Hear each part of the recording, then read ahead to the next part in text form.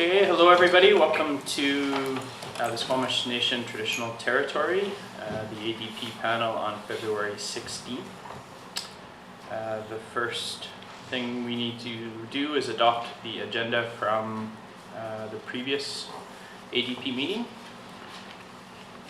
Was anyone there who can pass that? Yeah.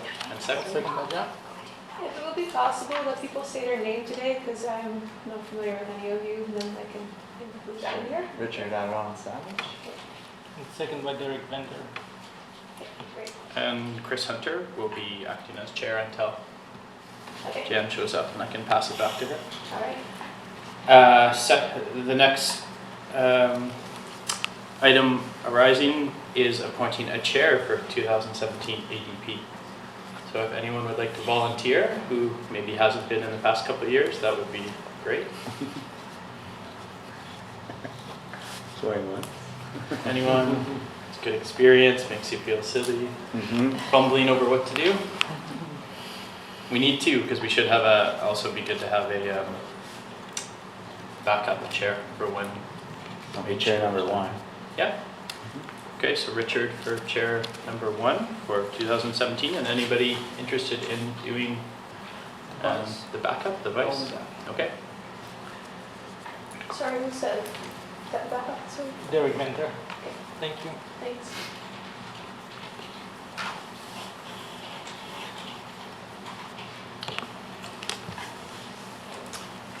Committee minutes. Staff recommendation that the January 19th, 2017 ADP minutes are approved.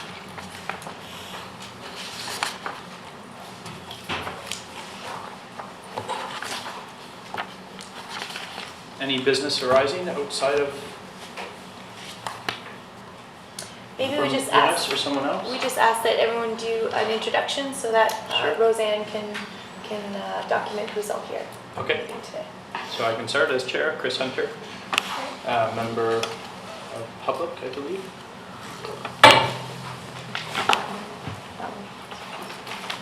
Elizabeth Eyre, member at large.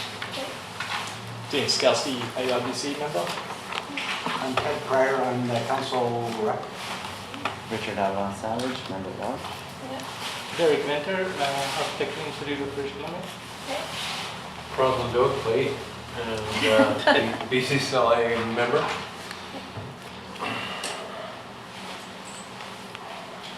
One more? And Jenna Butchko, BCSLA member. And so that means Sean is not here, Correct. And Sarah as and well. Sarah and Kate and Grant. Brown is also not here. Grant is supposed to be coming, but he's not here yet. And here it says Grant is a chair, is that correct? That's right. Maybe not for 2017. I think last year he was, so he's, but I haven't seen him. Great, thank you. Any other business arising from I plan have stuff? some updates, but I think maybe I'll just include it in the roundtable discussion At the end. At the end of the meeting. Okay. Sorry, one more question. Who moved and who seconded the minutes from last meeting? No one yet. Oh, okay. Oh no, oh sorry, that was the agenda. Okay, so who can move the minutes? Who was, and you were at the last one? That was, yeah. Okay, and somebody to second? Second that Derek Derek. was also present. Thank you. Delegations and petitions, I'm not sure what that is. I've never seen that. Actually, no, that might be a mix-up with the council agenda. Okay. So then we can move on to the business, the one project that is coming to ADP today, and that's development permit number 411 at 1365 Pemberton Avenue. And we can turn that over to whoever's going to make the presentation, or the planner first, Carrie, to give a bit of background. Thank you. So Carrie Hamilton, planner here at the District of Squamish. So this development application for DP 441 is for 1365 Pemberton Avenue. Proposed development offers 73 residential units and almost 400 meters squared of ground for commercial. And it's all permitted under the downtown commercial C4 zoning. So I just want to speak to one of the variances. The applicant is looking for a parking variance to one residential stall And they're also looking for a variance to 4 commercial parking stalls as well. So that was a reduction in one stall, right? One stall. In total? A reduction of 1 stall residential, and Yeah. then a reduction in 4 commercial. The project is not up. No, it's C4 zoning, correct me if I'm wrong, is 1 per is the requirement? 1 per residential, yes. Oh, But so there just were- a total of 1. A reduction of 1 and then Right. a total number required. Okay. Right. I think so. So staff reviewed concluded that a number of guidelines are not being fully met and are seeking ADP-specific comments and recommendations regarding some remaining guidelines specifically. You'll see this in your ADP report, but I'll just highlight them for you today. Building form, any portion of DPA 2 states that any portion of a building exceeding 2 stories must be set back from the front face of the building. The cantilevered front-facing balconies do not comply with this guideline and convey the opposite effect. The rest of the building is also not complying with it, but the applicant is also offering a garden patio area as well to make up for that. So staff is seeking ADP's recommendations to comply with development permit guidelines and their comments around this. Building materials, DPA 2 states that the building materials should convey a feeling of quality or permanence and withstand extensive rain and wind. Staff have highlighted that 2nd Avenue is a wind tunnel in the summer, which should be considered in the courtyard's design and materials. Snow removal and material resilience in the courtyard should also be considered, as this has been a common concern with existing courtyards in Squamish. Staff is seeking ADP's expert opinion to ensure the proposed materials and courtyard design can withstand Squamish heavy winds and snowstorms. Canopy, DPA 2 states that overhead weather protection should be provided along the front face of all buildings over the pedestrian sidewalk. The canopy over the garage entrance and exit currently do not extend over the sidewalk, and staff is seeking ADP's recommendations to comply with this development permit guideline. Accessibility stalls. DPA 2 states that accessibility stalls should be clearly marked and conveniently located. Staff is seeking ADP's evaluation to see if 3 accessibility stalls are conveniently located. And last, landscaping. Landscaping in the courtyard and green walls are supported in DPA 2 guidelines. However, staff is seeking ADP's approval that the plants in the courtyard and along the green walls are resilient enough in some minimal sun exposure locations and to conform to irrigation needs. That's all that staff has to say. I'll hand it over to Aaron. Hello, my name's Craig Taylor from Taylor Kurtz Architecture and Design. We're the architects for the project. The landscape architects who are not here today are Connect Landscape Architects, formerly Sharp and Diamond, but they have provided all the necessary information, and I can briefly walk through the landscape concept at the end of the presentation. Briefly, what I'll do is I'll quickly run through basically the drawing package that you have in general sequence. There are a couple that are slightly out of sequence from your package, but they'll come up on the screen. And then I will address planning comments and requests from you specifically point by point at the end of the presentation. So hopefully that'll be very clear, and I'll be able to answer any questions as we move forward. The site, we believe, is quite a unique site in that it's adjacent to 2 parking lots, 2 surface parking lots, one for the shopping mall and one for the BMO Bank on the corner. So there's quite an eroded streetscape, and we feel that we are trying to address the design guidelines, but they don't literally apply to this site, we feel. And so what we're trying to do is to address the intent of the design guidelines as we move forward. We believe that this site needs quite a strong, iconic form and doesn't really have too much in the way of a contextual backdrop, if you like. So it needs to read quite strongly. We want to create a very strong edge at the street pedestrian level, and obviously we want to provide residential development that is a pleasure to live in and responds well to the overall urban context, and has a very good response to environmental concerns and environmental responsibility, primarily through passive design. So moving forward, looking at the site, Pemberton Avenue running transversely across the page, with the BMO on the right of the screen, and the parking lot for the shopping mall on the left.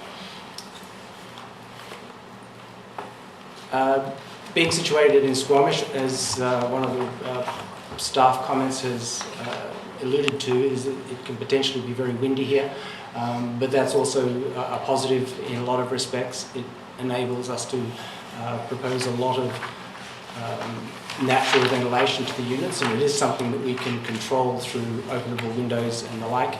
And what we're trying to avoid in the design of the project is through passages through the courtyard that can't be controlled. Obviously, Squamish, as you're all aware, has lots of natural attributes around it, the Chief being a major icon in the region, and we are trying to address that as well. So the principal concept of the proposal is a courtyard scheme, and primarily this is a wonderful thing to be able to promote natural passive ventilation. It allows through units, which the typical condo development that usually gets built is a single loaded corridor which has access to natural light and ventilation on one side of the unit only. This allows all units to have a front door and a private back door balcony accessed via a community space, a central courtyard which is appropriately landscaped as well. So this page here identifies a couple of precedents and talks about the traditional development of the courtyard housing form. And just a couple of precedents that we started off with as we developed the project. Being a courtyard scheme, we are pushing to the extreme edges of the site, and what that's done is created a very solid form, and in order to break that form down, we are carving bits away from it. And one, just quickly go back to this site plan, you can see one big cutout which orients towards the Chief, and so that's one of the driving factors as well, is that there are a number of different cutouts that break down the form into a human scale and reduce building bulk.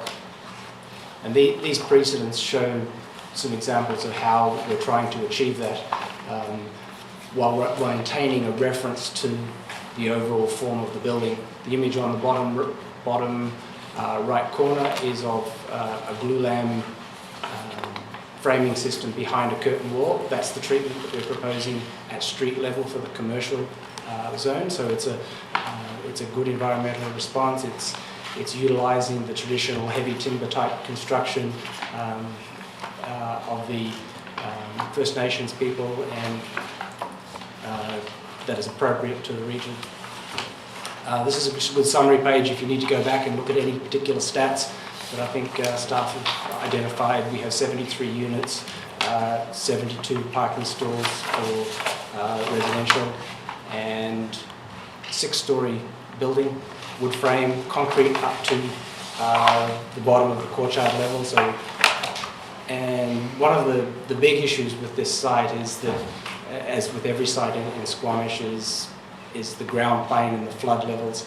And what we've been able to achieve is to go down half a level and up half a level with our parkade, and that keeps us, generally speaking, above the flood table, and the official ground floor is at the upper level of the parkade.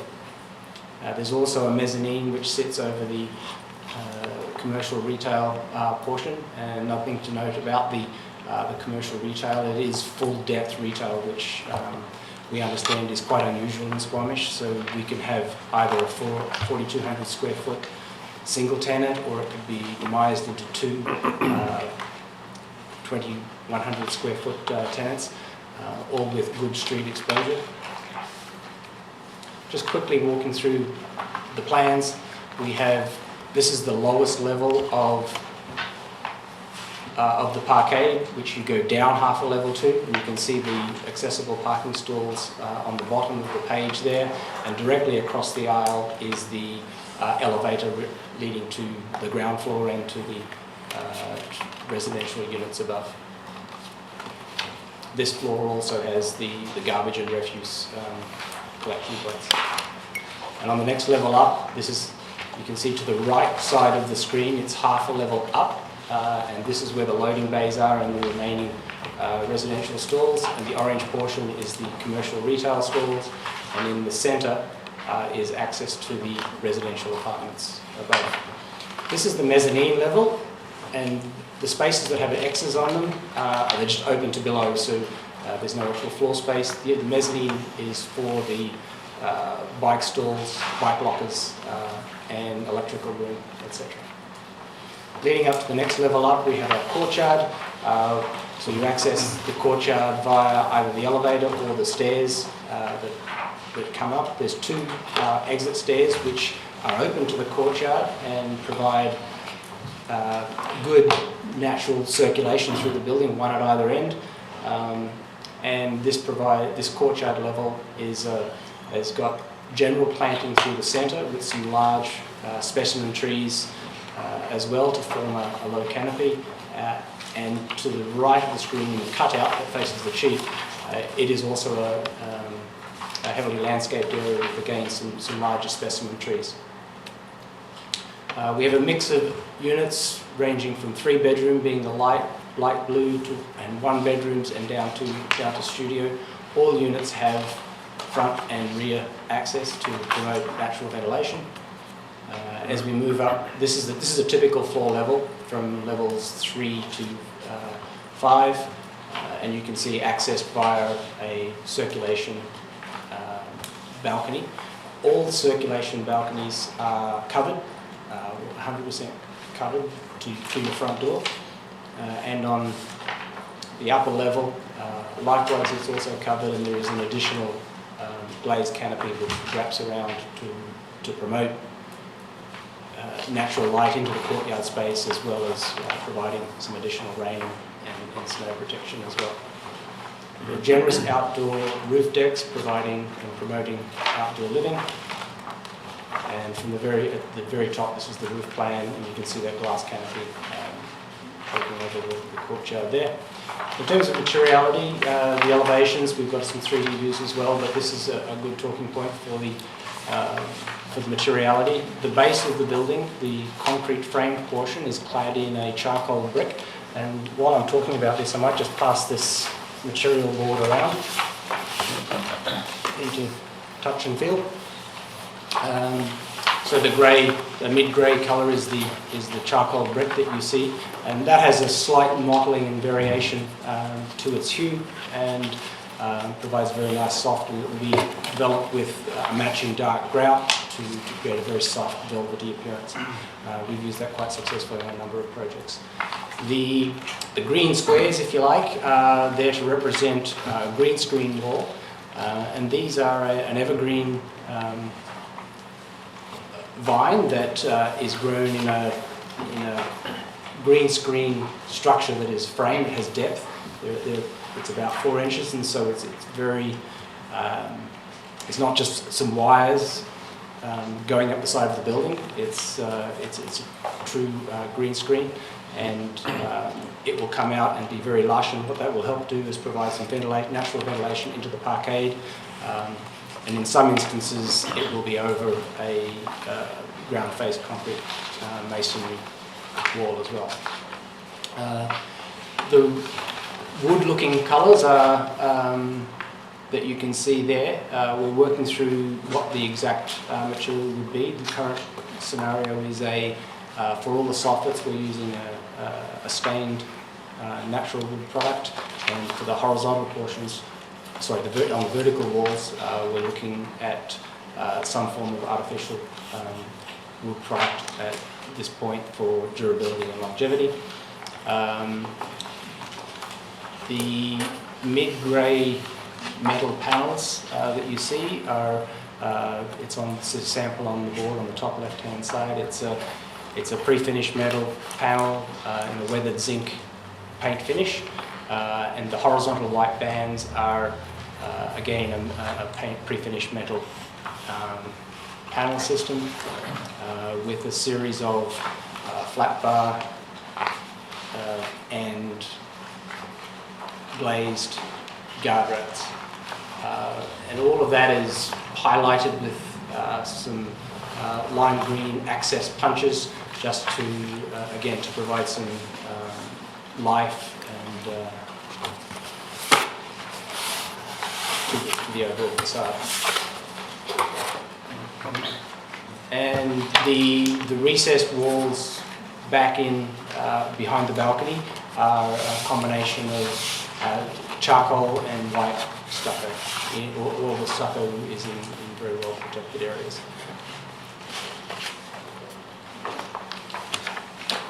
Quickly, this shows the relationship, this quick section shows the relationship of the parquet structure to the ground level. You can see one level is half down and the next level is half up. You can see that. I'll just quickly flip through these. Oops. Coming back to the overall form and massing of the building, this is approaching the site from the southwest. You can see the big cutout oriented towards the street, and you can see also in this instance we're trying to maintain the strong streetscape or urban edge at the pedestrian level. In response to discussions with staff, we've continued this canopy along the entire length of the building and are wrapping it around the edge, but also maintaining an openness here for to ensure that there's good visibility for vehicle movements in and out of the parkade and pedestrian safety, obviously. Here are the glulam and glazed storefronts. We have a lower canopy which does protrude over the sidewalk in front of the storefronts, and this upper canopy is in line with this face, which is at the property line. Just one quick clarification, and I'll go into this in a little bit later. What happens is the building, this glass, as you can see here, is at the property line. The building does step back a portion to this level and then goes straight up, and the balconies again are out at the property line level. So, and then obviously the cutout protrudes and steps back considerably. You'll also see on a lot of these these 3D drawings we have some sun shading. It's a thin veil there. There are vertical sun shading to try and shade the inner facade. This is a view from the southwest, looking at the retail in the corner. And this is from the parking lot in the supermarket, the northwest. What we've tried to do is to ensure that all the forms have a good legibility and balconies define a form. You can see this form here comes and extends out and then over the top in this location. In terms of the landscape plans, we're doing significant street improvements. Obviously, there is we have a bikeway through here, and then paving in this location and saw-cut concrete in this location. The perimeter of the site, the building is set back from the site, and there is some sloped planting, mass planting in these areas. In the courtyard, we have unit concrete pavers, 18 by 24 pavers, with generally speaking, a light grey with interdispersed with dark grey pattern as well. In the planters, there is a general planter at lower level with interdispersed benches where people can pause and congregate. And then where we have trees, we have deeper raised planters to give the appropriate soil depth. And then as we move up the building, we also have these planters that are randomly located in different locations as you rise up. and you'll notice that on the some of the images of the courtyard that you see, that they bring the green not just at the courtyard plane, but also all the way through the building. These are some just images of the landscape palette, some images of the dense green screen walls as they would look in fruition. And in the courtyard, at the podium level, the feel of the pavers and the benches, and along the street edge we have natural bioswale type treatments and material palettes I won't go into in great detail, but okay, so I'm just going to wind it up quickly. In the specific responses to staff's comments regarding the setback, while the design guidelines call for the building to be stepped back beyond the second story, we feel that we're complying with the intent, and given the eroded streetscape that already exists, we're sort of playing on that right now, and the cutout, if you like, what that will do is results in an average of about 2/3 of the facade is actually stepping back at least a reasonable distance, and then further in some instances. And the building is on the north side of the street, so it's not like we're blocking sun from the streetscape or the facade. And one thing that we believe the cutout also does is it creates a very strong, meaningful aperture to the sky. It's not just a strip along the top that's been set back. It's taking a big chunk out and allowing good natural north light to come in. And you just need some examples at the item one at the left is right at the property line. This is through the cutout at the where the bridge is, and then this section varies as you move towards the street. In terms, I think I've responded to this. Generally, the access to the wind through the wind tunnel effect coming into the courtyard is closed at its rear end, so wind is not going to tunnel through it. We'll be doing further studies, but we understand that the balconies will help filter the wind coming through, and provided that people don't open their doors and windows at very high winds, then the wind won't go through the courtyard. And conversely, as we mentioned before, the courtyard does promote a good natural ventilation. The canopy, we feel that we're complying with the intent in this regard, is that we've got a canopy that does cantilever across the sidewalk in this location. We are providing weather protection for pedestrians. That said, it is on our property and it's not in strict compliance with the guidelines, and we'd be happy to study this further with staff if the panel thinks that's appropriate. And in terms of the wheelchair accessibility to the parking stalls, we have 3 within reasonable proximity, we believe, to the elevator, and we'd welcome the panel's comments on that, obviously. We've been assured by a landscape architect that the plant selection chosen is durable for both Squamish snow conditions as well as the microclimates and shady areas that these plants are being located on. And I think that's pretty much our presentation, and welcome any questions and comments you have. So we'll go around first, unless you have any other comments or anything like that. Do questions first. So try to keep it to questions and brief, and then after those are answered, we'll go to comments. Panel members. Crossan, do you want to start? Because I know you love to go first. Oh, yeah. You were late. Yeah, I know. Thank you. Nice presentation, Patrick. Thank you. Question, what is the green screen plant material? And you're not going to be able to answer this, but is that specified? No. No, it isn't. So it's just a pallet, isn't it? Yeah. Okay, so, We can assume from the list. yeah. We shouldn't have to assume that. Is the sun shading on the balconies or in front of the units movable or tunable or adjustable? No, it's fixed. Okay. Is there any accommodation for wind out on those apex, those corners, those balcony corners? Or Not at present, no. the bikeway, is that part of an existing bikeway that's being improved or proposed? So it's part of the active transportation plan. On Pemberton Avenue, there's supposed to be a separated bike lane. Okay, good. Thanks.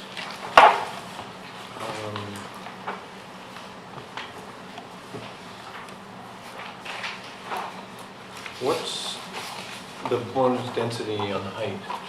How are you earning that bonus density? We're currently at 2.8 FSI, and the height is at 6-story maximum wood frame construction. Yep. So what was the question exactly? Well, how are we earning it? How do you earn that bonus density? I mean, you're over height, so what mechanism do you earn that extra height? It's part of our zoning bylaw. Yeah. Allows for buildings that are allowed a height bonus of 1.5 meters if they, to accommodate the flood construction level that they have to build to, as long as they build to a higher standard. So it's supposed to, a higher standard for higher buildings that would, you want to speak to that? Yeah. You have to build it to a Whistler climate zone. Whistler climate zone. For energy efficiency. So like building envelope and, Yeah, Not zone 4, which is Squamish, I think. that's right. thanks. And we are building to that.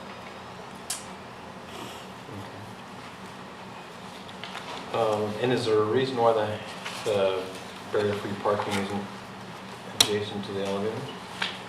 It's simply fitting it in. Okay. It's the only spot we could. And did you consider green roof as a component to this project? Not at this stage. In terms of the green at the upper level, we have issues with insurance, different particular types of insurance on the wood frame construction. Okay, that's my question.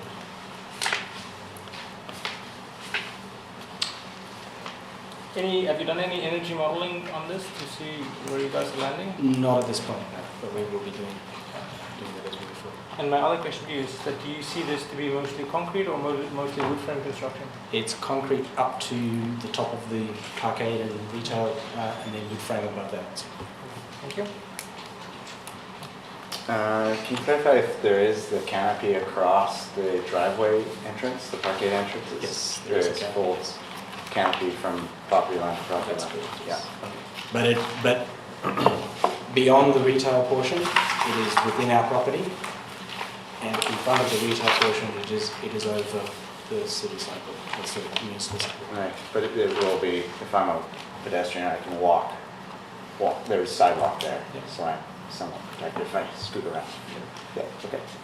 And has the transition of that bike lane been figured out at the two ends of your property, or are you just like, boom? This is it? At this stage, we're relying on the district to advise us how we're merging we're not going to just stop it. It will work, and it may not act as a bikeway until the adjoining Right. areas are constructed, Or- but it will act as an Okay, appropriate cycle. right. Protected. Protected is the idea? Protected Protected bike lane? bike lanes. Okay. I believe it's in front of the. Yeah, okay, Carrie's nodding. Okay, Really perfect. good. I know in peak afternoon times, there's traffic backed up across the frontage of the property through the 2nd Avenue and Pemberton, past London Drugs, or Shoppers. Has a traffic impact study been done for this area? You've got, Yeah, so staff has requested that the applicant provide a traffic impact study for us as part of this application. okay, We haven't received it yet. okay. That's all I have. Good question. I've just got one kind of technical question, and I'm looking at your one-bedroom units, and I'm not sure, is there a regulation on one-bedroom, bedrooms having windows? That would be Question. covered in the BC building code. And then, but does it looks like those walls open up in the bedrooms there? And I just thought maybe that's, Yeah, so what we've got is, these units will satisfy the There you BC go. building code, and we've constructed these similar types of units before where the sleeping area opens up. okay, So there would be glazed walls that slide back. well, that's kind of what and that's what I borrow thought. light across the Yeah. living area. So particularly common in studio type apartments as well. So it's sort of a cross between a one bedroom and a studio. Well, I mean- Allows for a potentially more open apartment. Yeah, but I was just kind of, is there a regulation? I mean, can anyone answer that about having a window in your bedrooms? Do you have to have windows in bedrooms? You have to have access to natural light and windows. So Okay, that's yeah. how they get around it in the studios, is they're octable walls. Yeah, that's good. Yeah, I was just, I have a question that Yeah. always has been bugging me. Studio SQ, what's that? That's why the dens don't qualify, you know, they'll have to be like a storage at the entry of a unit, and if they don't have a window, these ones in there seem to have an octable window. Probably people might use them as an extra nursery or something. Thank you. That's it. Just having a look at the floor plan level 1 and floor plan mezzanine. Mainly the mezzanine floor plan where it shows the entry to the parkade, and it appears that the canopy there is the property line. And then if you flick back to level 1,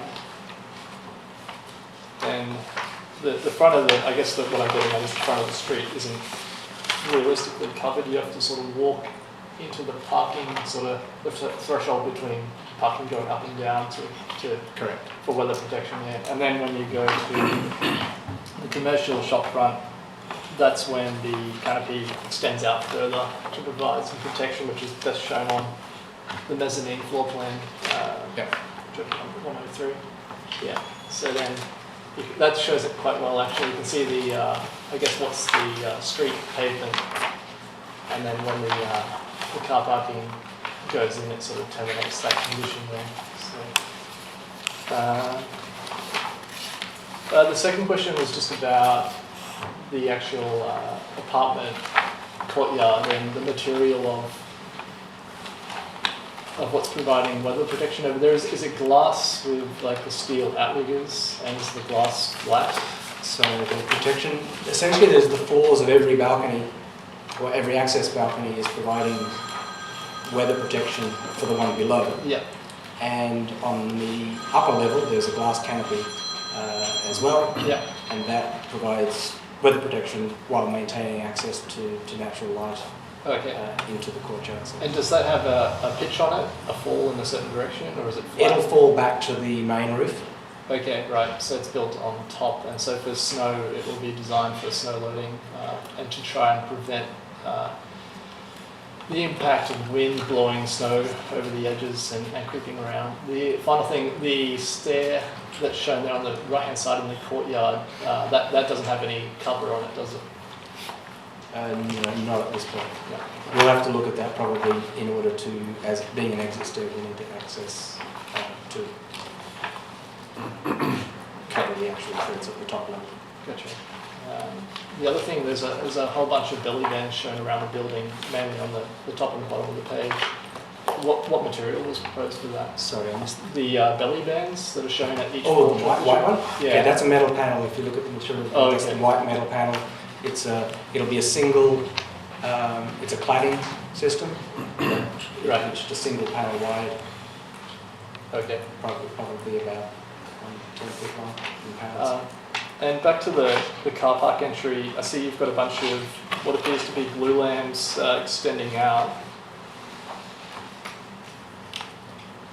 But I'm just not really sure I understand how they don't go the full way back into the parkade, do they? No, They stop at certain those will be points. cantilevered out on my plate back to the concrete at that level.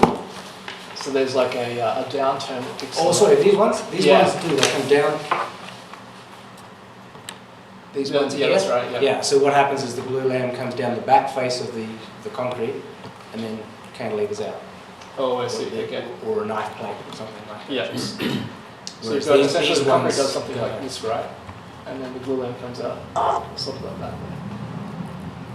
Okay. It'll be like the inverse of that, it's like an upside down. Well, no, Right. the right side.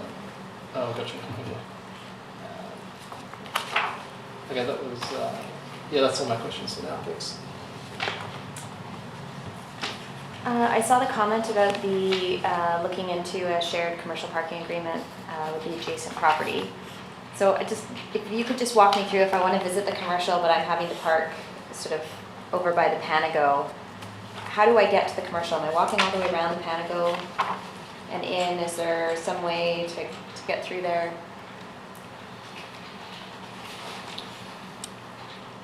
We understand that this little plaza will be is being upgraded, but if you're parking over here, for example, or here, Yeah.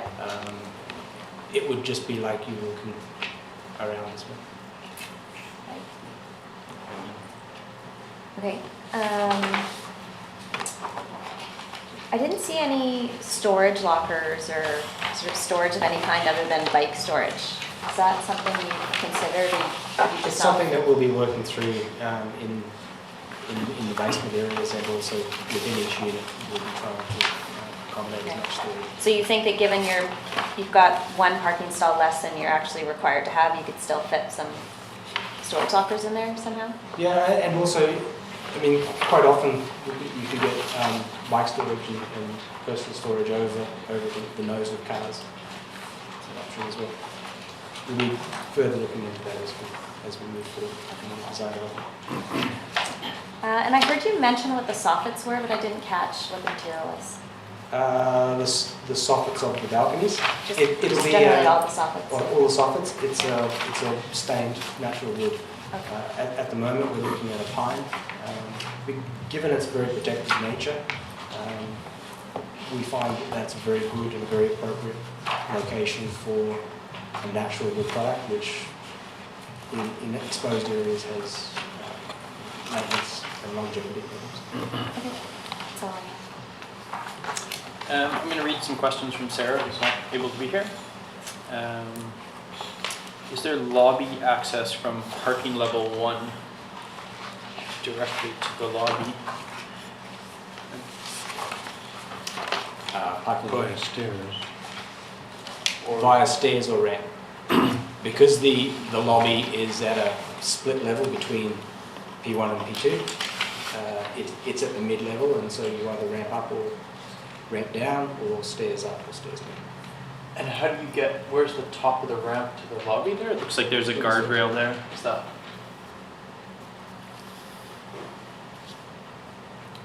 So from the Can you show me with your mouse, or at the top of the ramp, do you get to the elevator? You don't, you get to the CRU.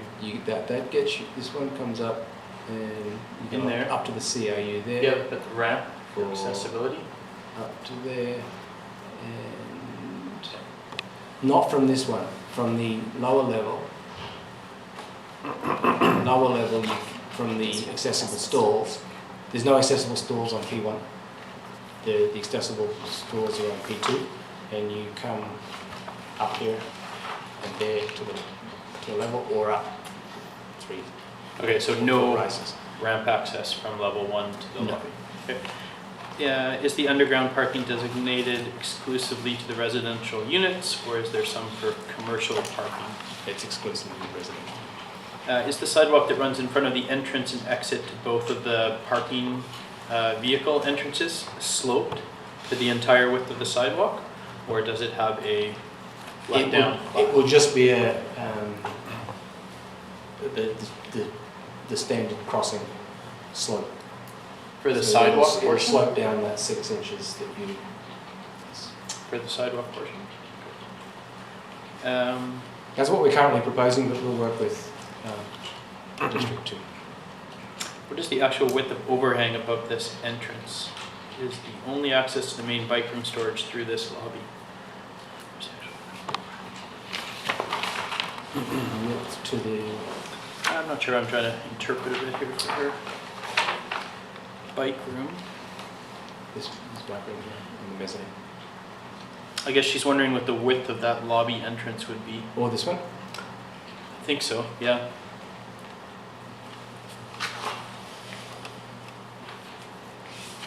Uh, 7 feet, 3¼ inches. And that's all under overhang, significant overhang, right? Yeah. Okay.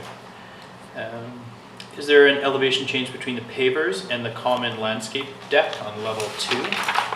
So that's, I think, in the hatch between hardscape and what you just have as a... Between the pavers and the landscape, yes. Yeah, that would be, yes. there will be an elevation difference? Yeah, so there's a minor step in along here, and then a raised planter for the trees. Okay. What is the width of the narrowest point between a unit and the planters on level 2? So are there any pinch points? It looks in the bottom right is maybe the narrowest. That purple unit.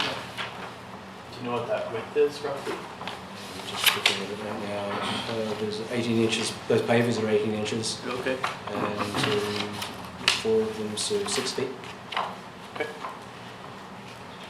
Last question is drainage sufficient on the common landscape deck to act as a snow dump? Yes, we haven't done a full mechanical design on that at this stage, but we will be obviously working through that as well. And no questions from myself personally. In terms of the main courtyard, there's in your perspective, there's a guardrail shown. Is it just a standard guardrail height, or is it meant to echo but also be used as a windscreen? No, it's a standard guardrail height, and it's open in order to encourage natural ventilation. The wind is intended to be mitigated by the actual floor plates, the balconies themselves. Okay. And then the planter area to this, I guess that's south. You had mentioned the planter in the middle, that the trees were in raised planters to get the soil depth. In the south, is that the same case, or is it mounded? I think that the intent is that the one on the left, on outside of the courtyard, Yep. is mounted. It's mounded. Okay. Sounds good. And is there lighting in the courtyards? There will be, we just haven't gone through the Yep. detail of it yet. And then, in terms of the streetscape, are you aware if there's soil cells or structural soil on I'm the not trees? 100% certain at this point. And then also just the slope, you had mentioned there's a slope kind of wrapping around the perimeter. That's correct, Are you yes. familiar with the grade change Height? roughly? Yeah. It varies around the site depending Yeah. on the adjacent Mhm. adjacent grades. If you look at the sections, they give you an indication. The intent of this is to ensure that you can see the natural grade there. There's fairly minor slopes. They're Yeah, not it's significant. not too bad. Okay. Certainly enough for maintenance of any landscaping Mhm. that goes on. Perfect, thank you. Sure, one more question, yeah. The PMT looks in the elevation at kind of a storefront treatment, or can you kind of describe how that is treated and why It's just a there? screen. It's the only place that we have that has, Hydro have said that it has to be on. Has to be on the there. street, because our building is landlocked, our site is landlocked, there's Yep. no lane access. Yep, yep. It And has to be on that street somewhere, and it's the, And did you explore the south corner, east corner, as opposed to the north? I mean, it seems to be carving up the retail frontage, that's unfortunate. we did, but providing access to the parkade and the exit out of the residential area proved prohibited. Yeah. Thanks, Chris. So comments, do you want to go the other way? Do you want to start? Just have a few, I'll just pass these around from Sarah Tickler. These were sent in, so these are Comments. comments more. Okay. Okay. Everyone can see them, and I guess we get a bunch of copies. But if Chris, you could speak to them again. Sure. So, starting on the ground level, I think that there's an opportunity for a couple more street trees. Appreciate that there's a lot of servicing required to get in and out of the parkade. But if we could fit in a couple more on the street front, I think that would be a really positive addition. And I just asked the question if there is a soil cell or structural soil beneath that to ensure that there's enough soil volume for the trees and sufficient root barriers and such. So I'll leave that to you to review. On the main courtyard, I think that the precedent images are quite wonderful. I think it's a really strong concept design. The materials seem quite robust. I would give consideration to some of the layout of the decorative cobbles. Some of them are in sort of the line of path of travel, and I think that could result in some maintenance concerns over time. So just looking at refining that layout just a touch to reduce the maintenance requirement there. In terms of the southern planter on the main courtyard, I think there's an opportunity for additional trees while still maintaining a view of the chief.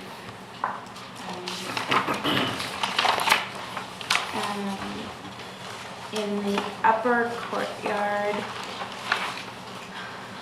I guess I should ask the question, but I'm not quite sure what the attached planters are. And there seems to be opportunity to maybe find a way to get them up on the ground plane as opposed to hanging them over.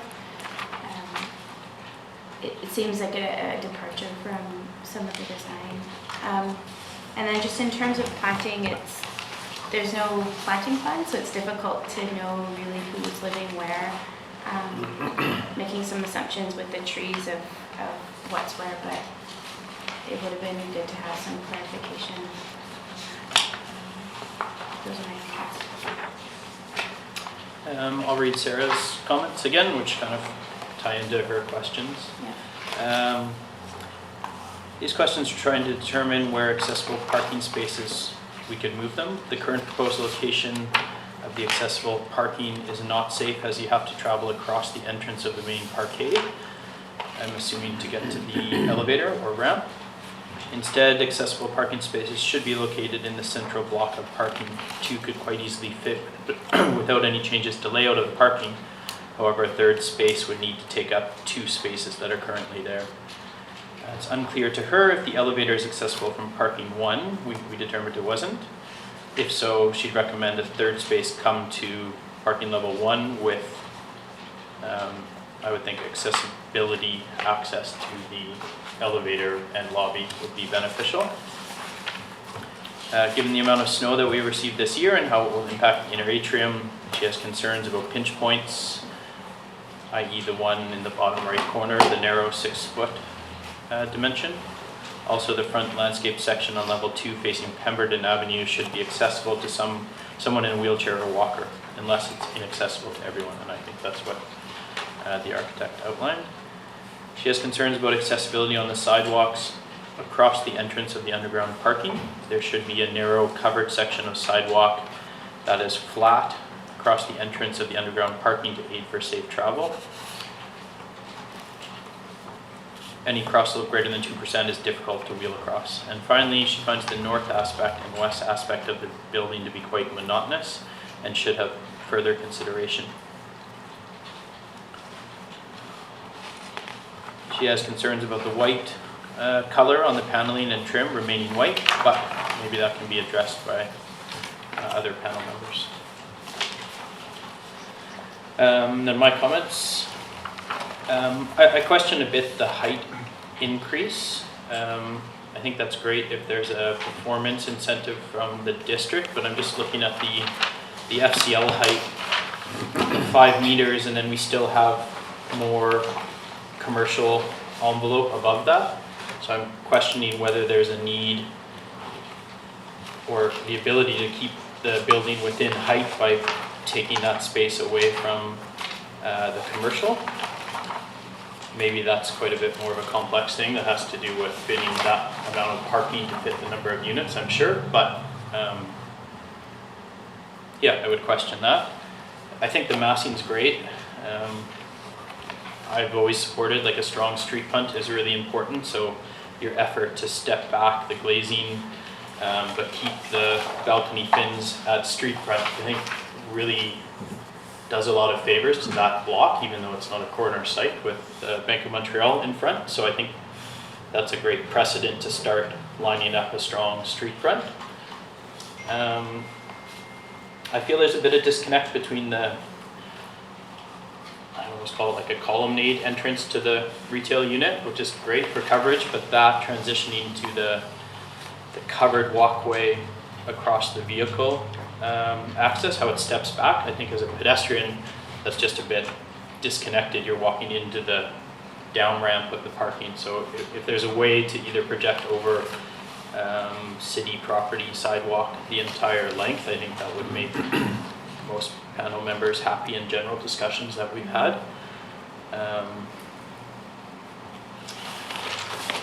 I think the efforts for the landscaping on the second level are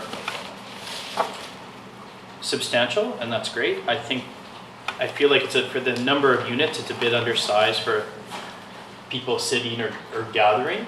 As much as I like the opening of that grass space or that planted space, I wonder if that could be, the raised one could be accessible play space or something for kids, because it's great there's 2 and 3 bedroom units, which is really nice to see. I definitely applaud the courtyard scheme. It has its challenges for wind and snow, but I think you're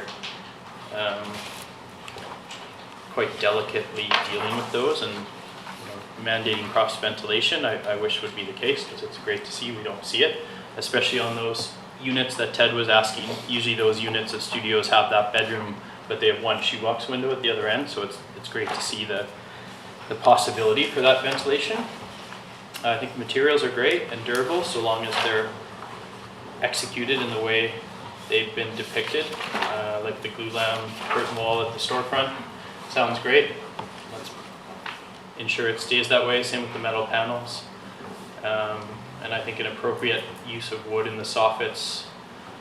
I do think the parking lot, the kind of rear elevations are less articulated or have less attention given to them, and I get that's probably a budgetary reason, but I'm not sure if there's been further discussions from planning or any other comments from internally about those facades. And it's hard for me to tell without more 3D views of those sides.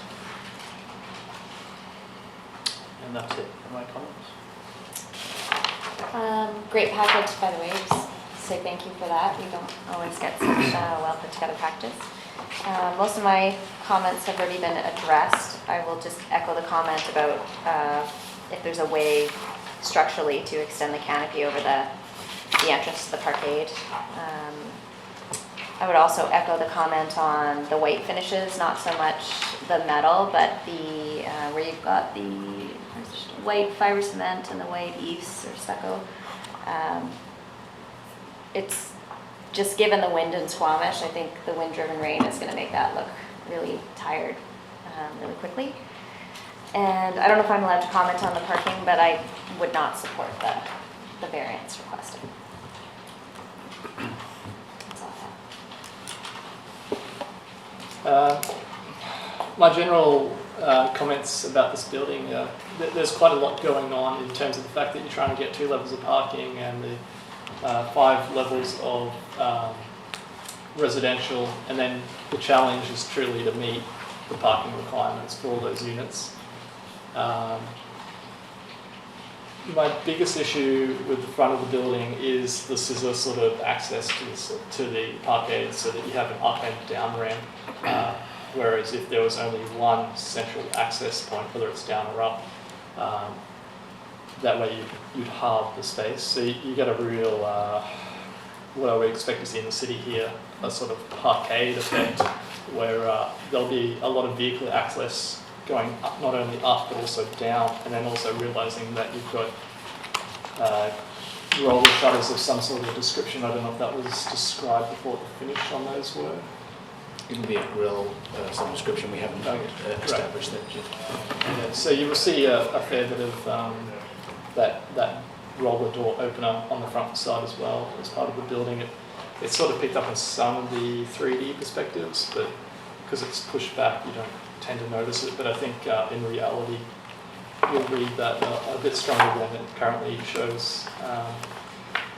My other comment was just, I'm not sure or convinced that the canopy on the very top floor above the courtyard has been fully thought through as to how that works, and whether it seems to show in the section that the glass is actually lower than the roof, so it would actually be holding the snow. So I just have some concerns about the detail there, and it might need to be reviewed further. And finally, I'd agree that the non-Pemberton Avenue facades seem to, I guess, be neglected a little bit in terms of their overall finish, and especially sort of the north, would it be the west? The west mainly is probably one of my bigger concerns. Just seems to be quite a busy facade, so I can look at that. That's it for me. I'm okay till the round table. I just have a couple of questions. I'll see about that. Okay. My comments are worried about the exposure of those columns coming down near the parkade. They're totally exposed, so they'll just look really quite weathered, I think. Maybe that could be removed for plantings, greenery there.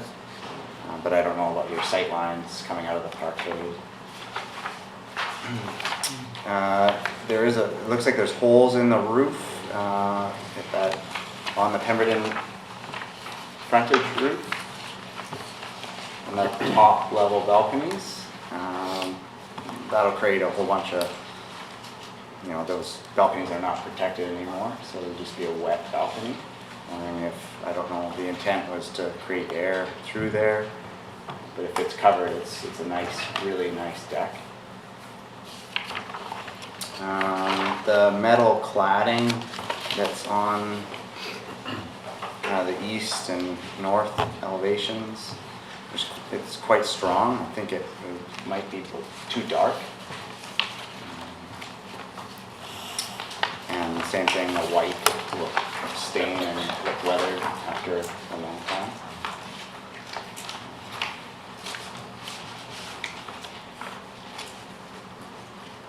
I think that's it.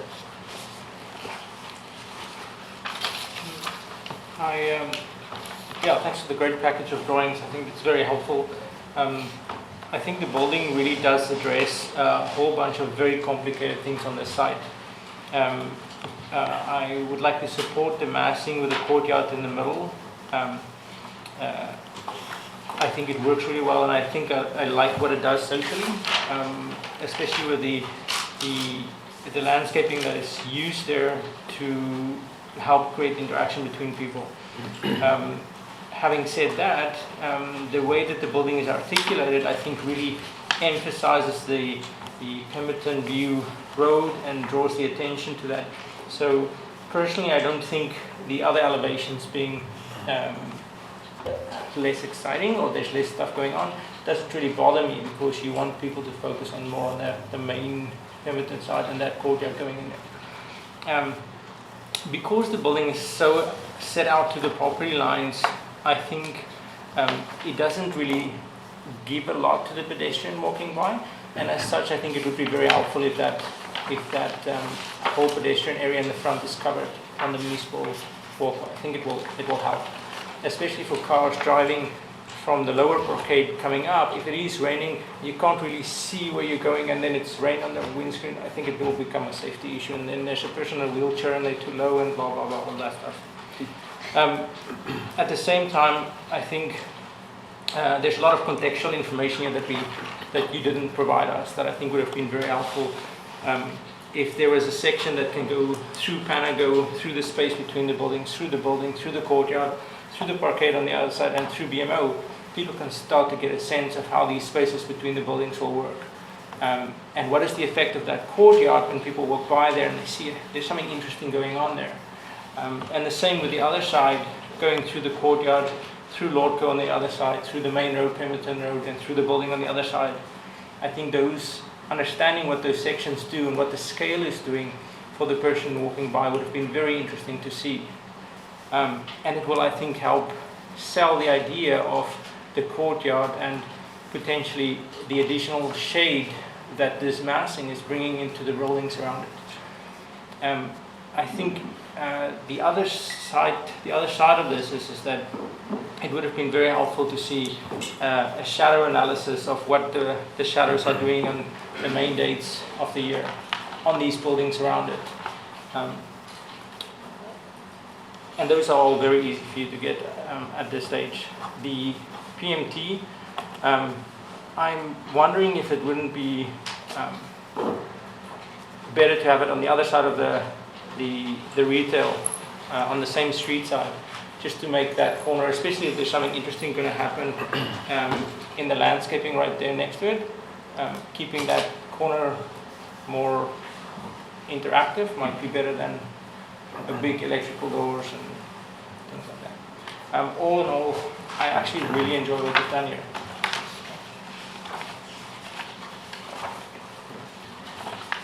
Good, I would echo too. It's a nice package, and it's I think a nicely presented project. So I think I would echo Jenna's comments on perhaps kind of building on the streetscape, and that as far as the street trees, maybe there's a possibility to get another tree down at the southeast corner so that you've got a bit of a streetscape going there. The PMT, I think, is taking the best place in this whole building, and that's a really critical kind of wedge to me. And it would be nice to see if it can get housed with more of the kind of mundane bits and pieces that are down in the south corner of the building. The parking entry is challenging. It's 4 lanes of traffic crossing the sidewalk, which is really, really tough. And I understand why you've done it that way, but is there a solution that reduces that to 2 lanes of traffic over the sidewalk?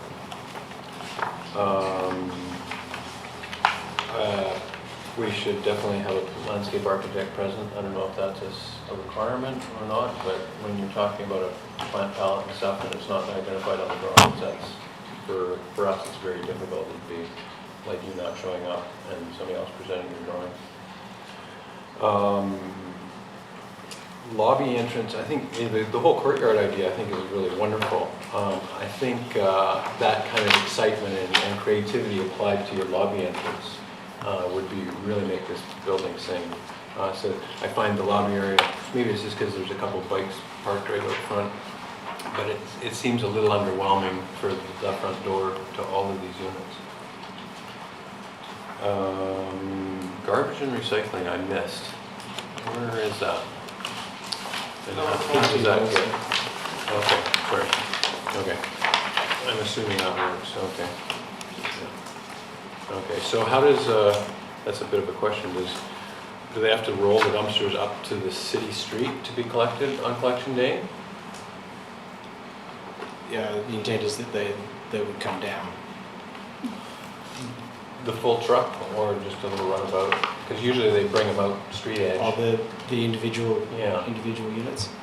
No, sorry, no, the dumpsters themselves. So when it's collection day for the truck, how does a runabout truck bring those up the ramp, leave them at the top of the ramp, wait for the truck to come by in an hour or so, and then deliver them back down? We'll have to work with them. Yes. Yeah. So now we've got 4 lanes of traffic and a bunch of dumpsters, so it's getting pretty junky, no pun intended. The height of the building, I don't have an issue with. I was just curious to see how the bonus density is earned there.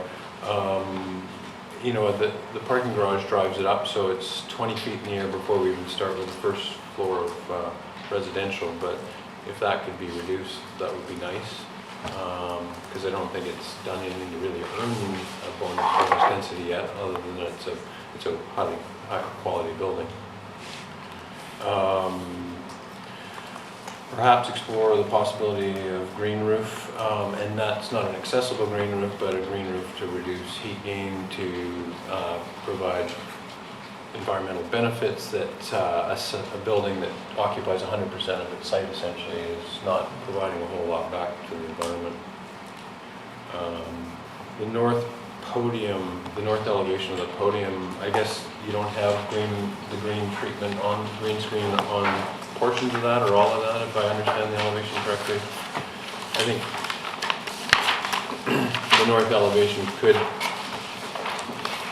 be a little richer, or what is the big dark section in the middle on the podium? That's the CMU. Uh, CMU. Oh, it is, okay. This, not the brick, but the It's brick. black. Okay. So I think the facing its neighbor could have a little better treatment. I think the quality of the materials in the building are commendable and really rich. Yeah, the only thing I would encourage is that your landscape architect is present during presentations. That's it for my comments. I have 2 more comments. Sorry. Sure. I want to echo what Richard said about the roof cutouts. I think it adds more to the look than what it will add to the practicality of use of those decks. And I want to support Crossland that if there's some planter boxes that people can place on the roof, that doesn't have to be a green roof as such. I think that'll be great. I think I can really that'll add a lot. My comment was more about a green roof, not a planter box, because that's a benefit or lack of benefit. Plants on the roof. Leave it there. One more quick question for you.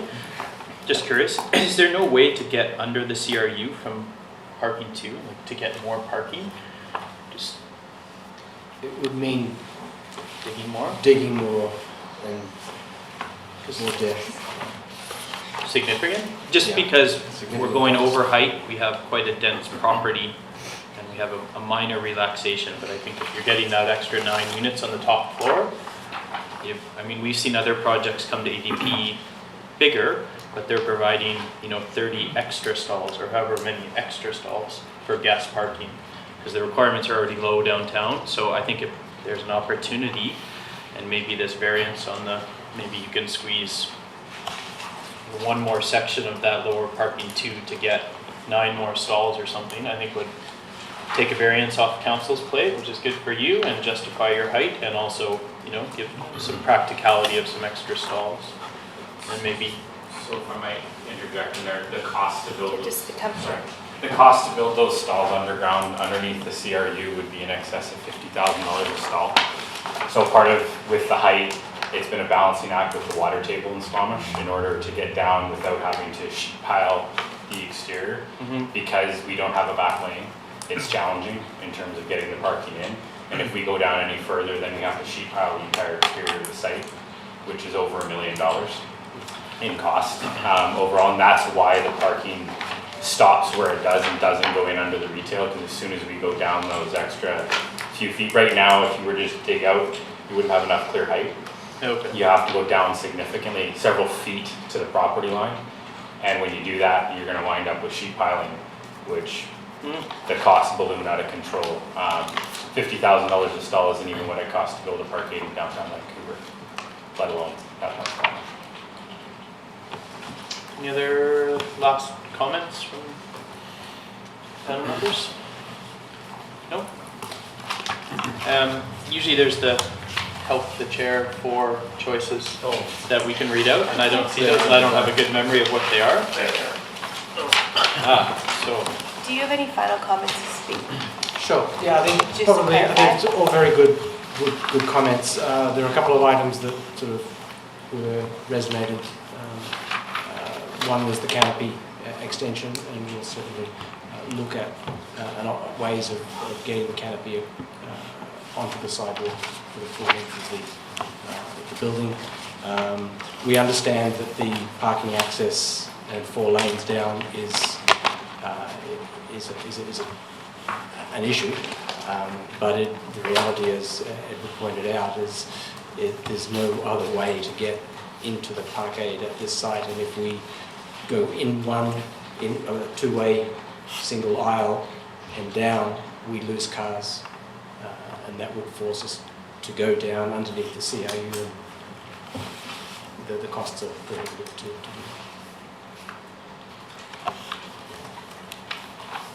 Okay, thanks very much. So potential recommendations for the project, just read them so everyone refreshes. A, that the ADP supports the project and does not need to see this project returned for further review. B, that the ADP supports the project in general and would like the applicant to work with staff to resolve the following recommendations. C, that the ADP supports the project in general, would like the applicant to resolve the following recommendations, return to present the project again. Or D, that the ADP does not support the project for the following reasons. So anyone care to initiate which one they support? My only challenge is that the landscape is very underserved. I think it's probably quite nice for what was presented, but it's out of my knowledge base, so I don't focus on that, but I'm not sure how you guys feel with that.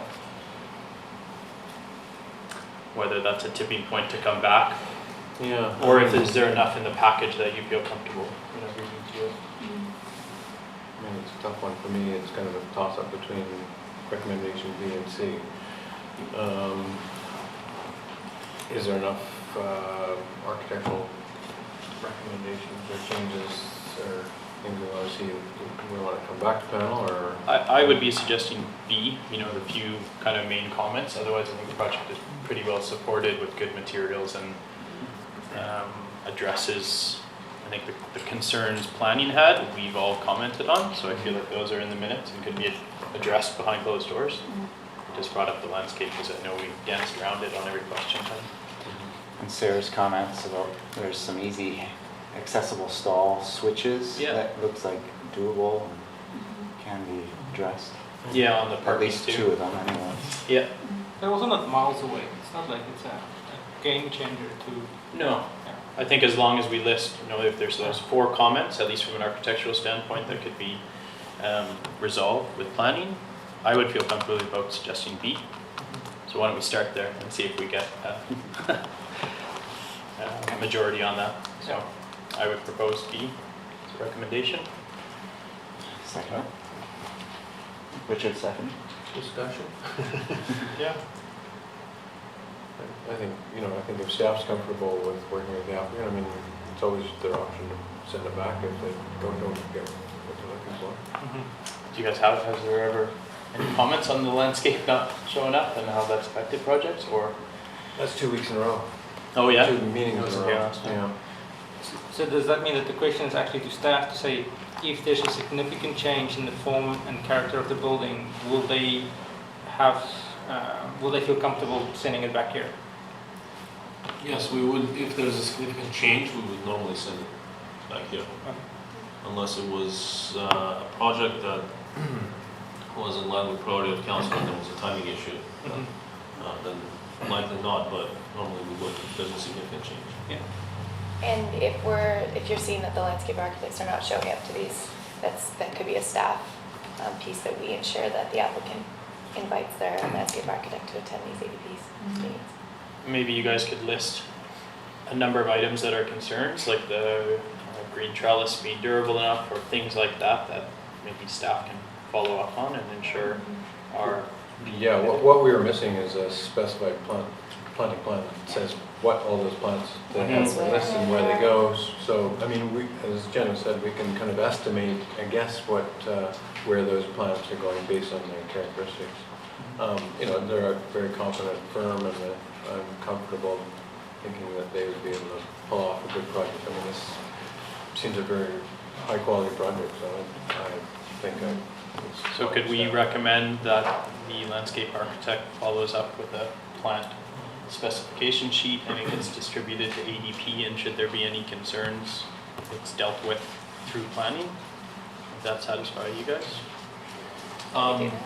Because otherwise we don't know what is there. So I think quite often there's comments on tree species or especially those green walls, I've seen them, and I'm not a landscape architect, but seen very few successfully last more than a few years, so I have concerns about those. But I also know this sets a project back significantly with ADP just like overflowing right now. So- Yes, we have a meeting in March. When is this going to council? This Do one? we have a date? Yeah. No, we don't have a date yet, but if we're able to move, like make all these modifications potentially in March. We bring it as an update to the next ADP meeting. Yeah. Just what happened with the landscaping. So we won't invite the applicants, but we will bring the planting list. That seems reasonable. Okay. And the exterior changes that we talked about, things like the major items like the canopy and painted green roof, is easy as small potatoes compared to like if you guys talk about still having to address the mechanical issues that you're not gonna have a permit, apply for a permit in the next 30 days, or if you do, then that'll be phenomenal. Sign me up. Okay, so we seem comfortable with B then, given the recommendations from planning, that they can bring any changes or clarifications on landscape to the next ADP meeting. You just have to also say all any opposed. Any Yeah. opposed? So carried. Motion carried. Thanks very much. Excuse me, Jack.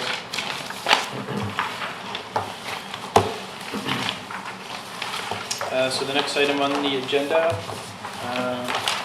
status of recommendations to council. Are there any? Or is that was there anything from the previous agenda? There was a discussion about, is there some form of compensation to Yes. the tribe here Right. last time? So I do have an update on that. The district would like to provide the summer remuneration because the local government act allows for it. It doesn't allow for remuneration for anything else other than expenses related to the committee or the panel. However, it's too far, we're too far in this year's budget process to add a budget item essentially. So this would be something that we'd be looking at for next year. So it'll be reimbursement for any members for coming from out of town. In 2018? 2018, yes. Get a road I bike for walk this here. year. I walk here, so I don't hear it. I think it's a good thing to come in if we seem to have a lot of people from further away than even Vancouver, Yeah. definitely Whistler and Pemberton, so. Yes. Do you need Okay. a line item, a budget item for, it's probably like hundreds of dollars. Well, it's probably around Probably yes. thousands. It would add up to Times 4 or probably 5 people, an 3,000 to ADP 5,000. meeting once a month, times 12 Twice a months. month. Yeah, sometimes, so I bet it's a chunk, Yeah. but it is for the members too, so. Yeah, I think,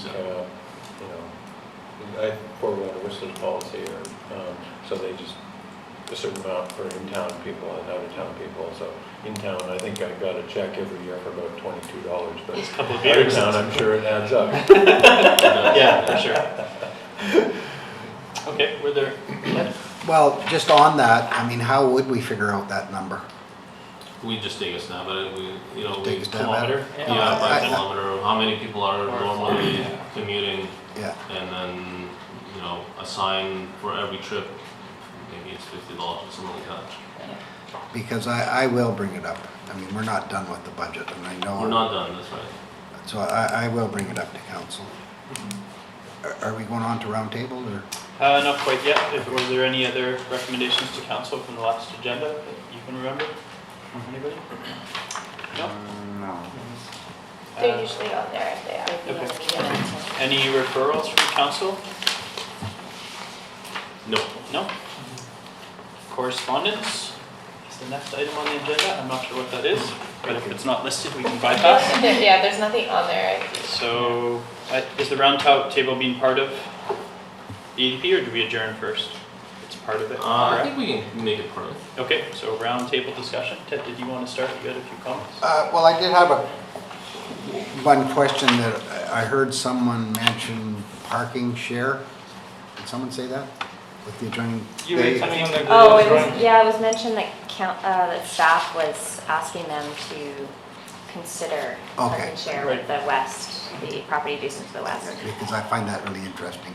So I've never heard that before, and that's an interesting concept. The other thing is, the last meeting we had, that I was here, which was 2 ago, the proponent 3D'd their model and spun it around, and you know everybody's capable of doing that. Yeah. And I know that project, everybody talked about what a great ability and how nice it is to see these developments. Your ability to understand it is just so much easier. And Well- context. Yeah. I think most projects are Context. underrepresented in context. Yeah, Well, my point in that being, yeah. is that something that staff would make a requirement when people come in to have it so that they can 3D it? Because, We have to, You could do that. we would have to do it as a bylaw requirement, so we have to amend the procedures bylaw to require it as a submission. I did recommend to this applicant that they do that and Yeah. provide that, and I know the last project was mine as well, that did do that.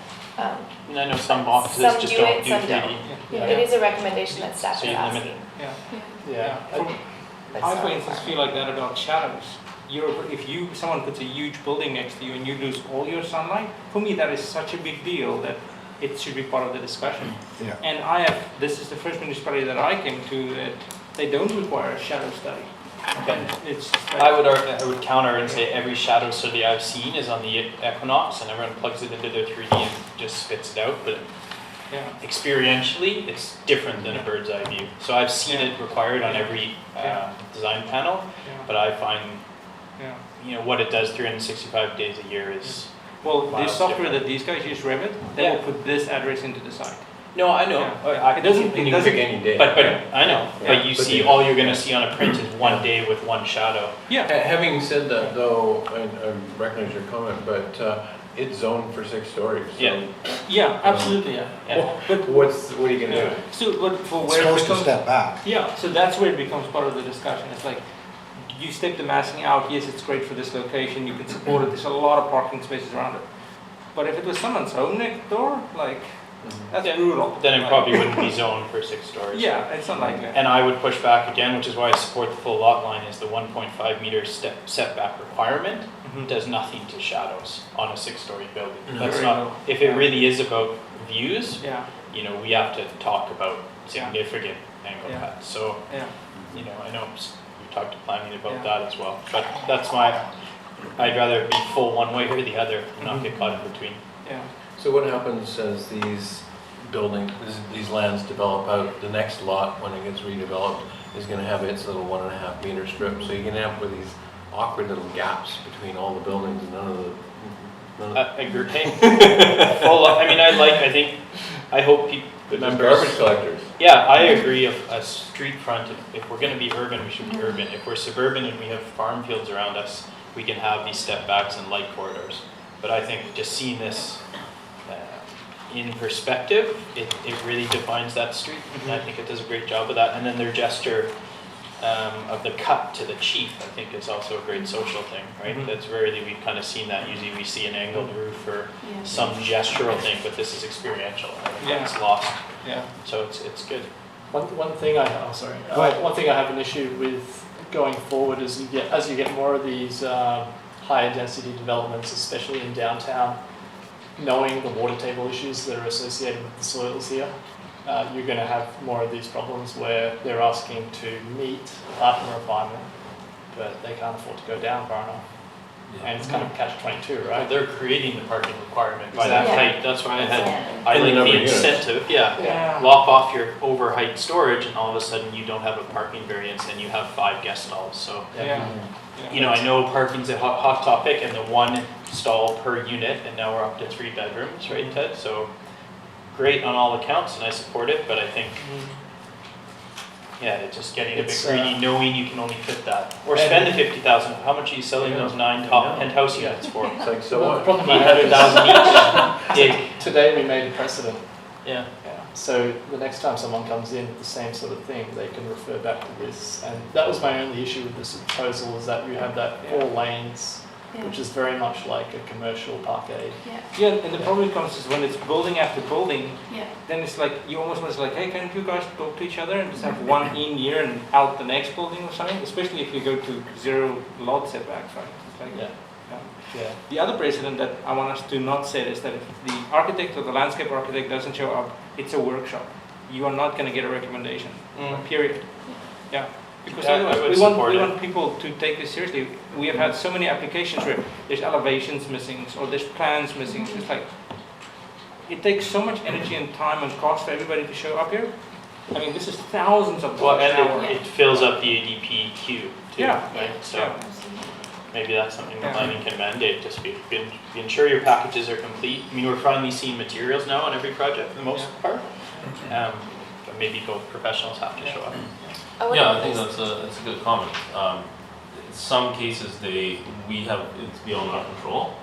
No, no. So I think if it does happen like today, like, you could legitimately send it back, say come back. So, because in other municipalities, you make your application, let me check, oh, your elevation is not here.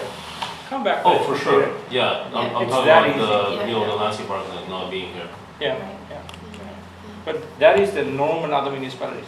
Here's your checklist. If it's not here, come back when you're ready. See you in a month. Yeah. Yeah. This is That's not a harsh problem. reality as an applicant, Yeah, right? you guys should not. This is no pressure from. Yeah, this is not a.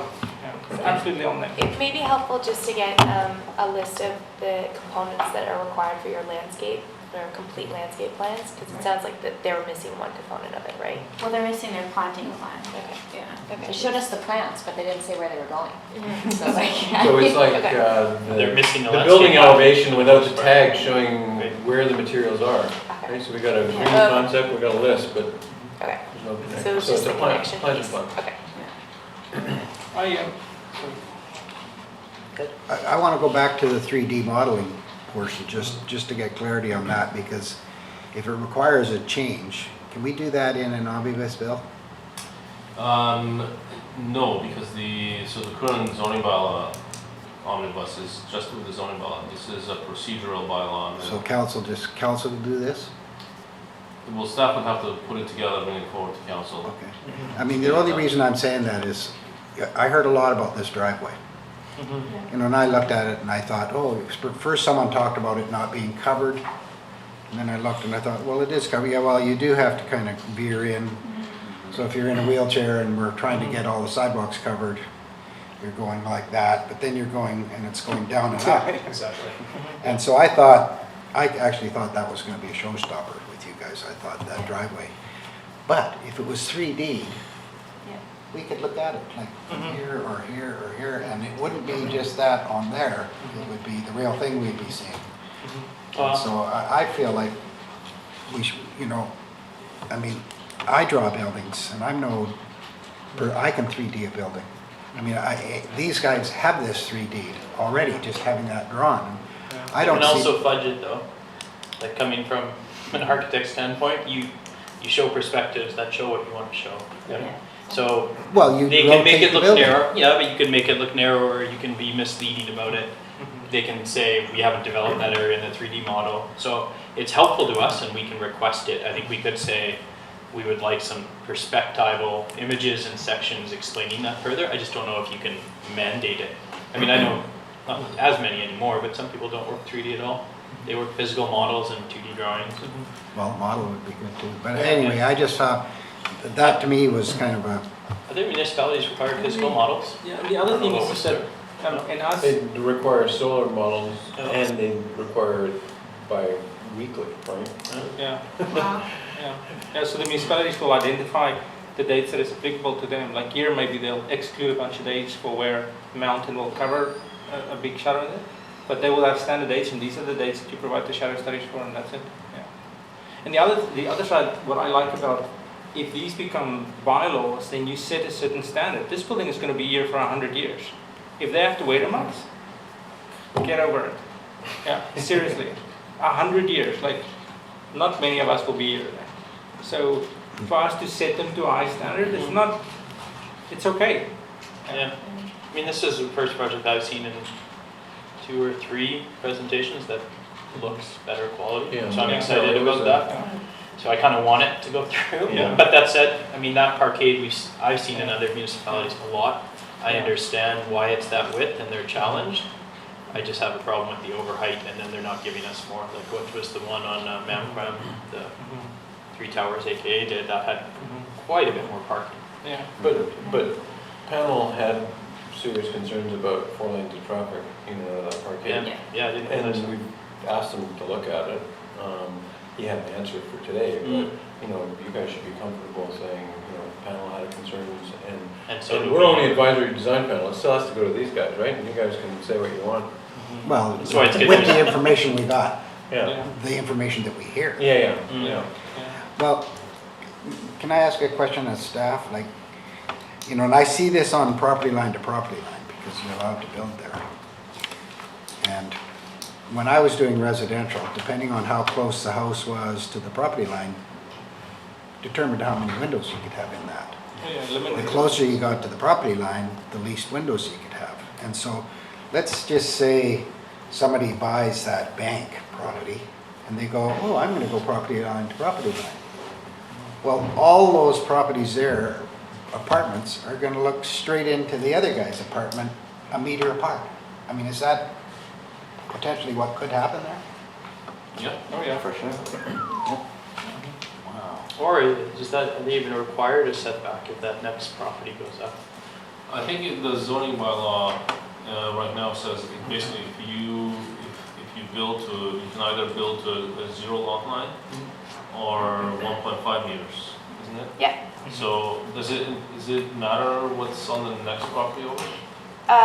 Yeah, so if it's another residential property, you have to be 1.5, you have to set back 1.5. So On I the guess side you would have, this 3-meter gap that you would see if another residential property were to take the place of the BMO. Wow.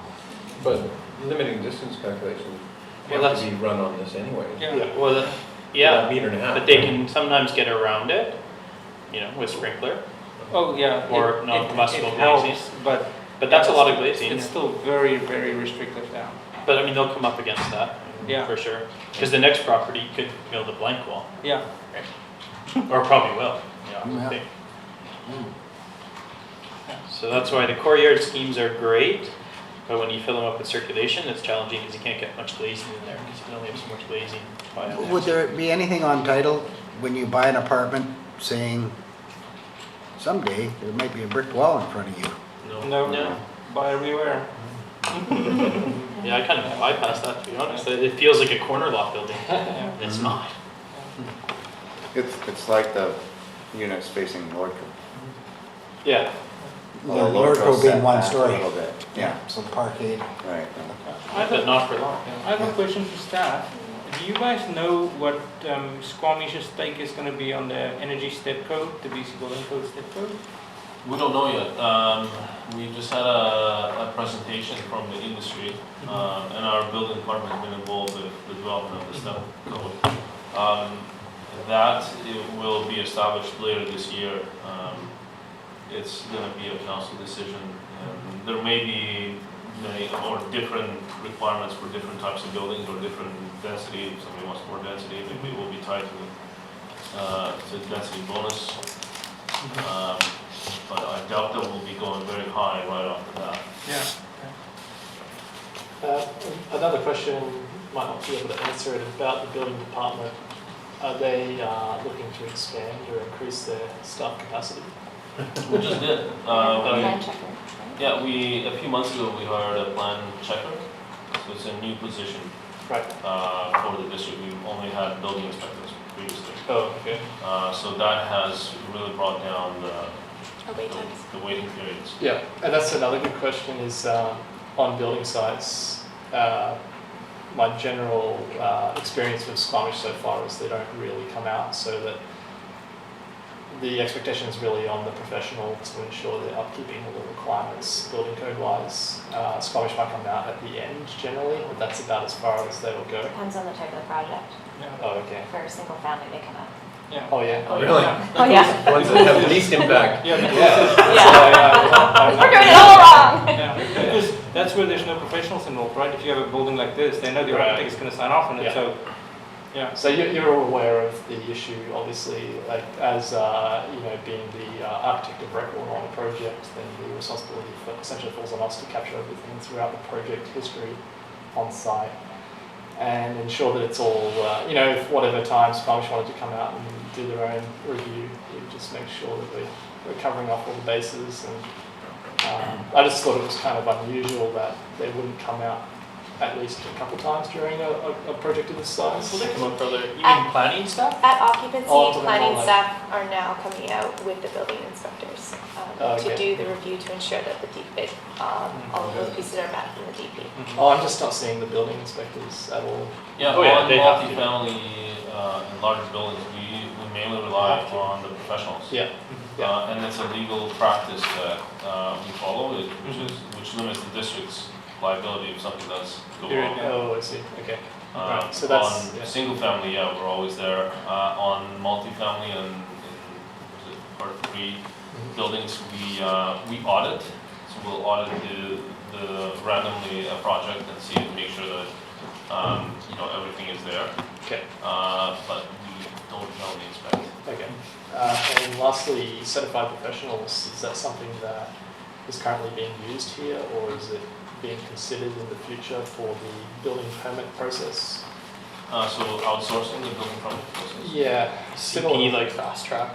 Yeah, similar to what they do in Vancouver. So you have a certified professional who will, my understanding is they generally go through the documents and essentially sign off that it's meeting the requirements for building approval, and it somewhat fast tracks the approval process in the whole. We were not we haven't planned to do that. We're not using certified professional right now. We had quite an extensive waiting period in the summer. I think it was up to 15, 16 weeks, but it's down now to 7 to 8 weeks. Okay. And it'll likely come down further. So it's a reasonable amount of time for Squamish. As a reflection on staff, the quality of this set of drawings to what we've seen 2 years ago is huge.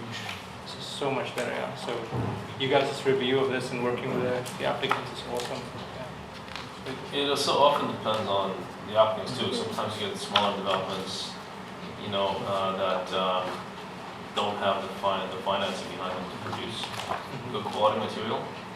And I think now we're seeing more and more bigger developments and bigger developers. But, just a couple months ago, the Queensway warehouse storage facility, the comment was, well, it's only forming character, so you don't have to see the floor plans. Well, we're seeing the floor plans of a very sophisticated building because the floor plans dictate how the exterior of the building Yeah. looks. So without that kind of basic information, Yeah. you can't Comment on the form. comment on the exterior. Yeah. That's a good example. It's like they missed some exit doors here that we knew was going to show up. And in other municipalities, that's going to be an exterior change. Well, we know right from that moment you're going to come back. Yeah, because you're going to have a form and character change. And it sets the applicant in a mindset of, I need to get this right if I want this to go ahead. This is not going to be like, yeah, we'll just like work with staff and wing it. And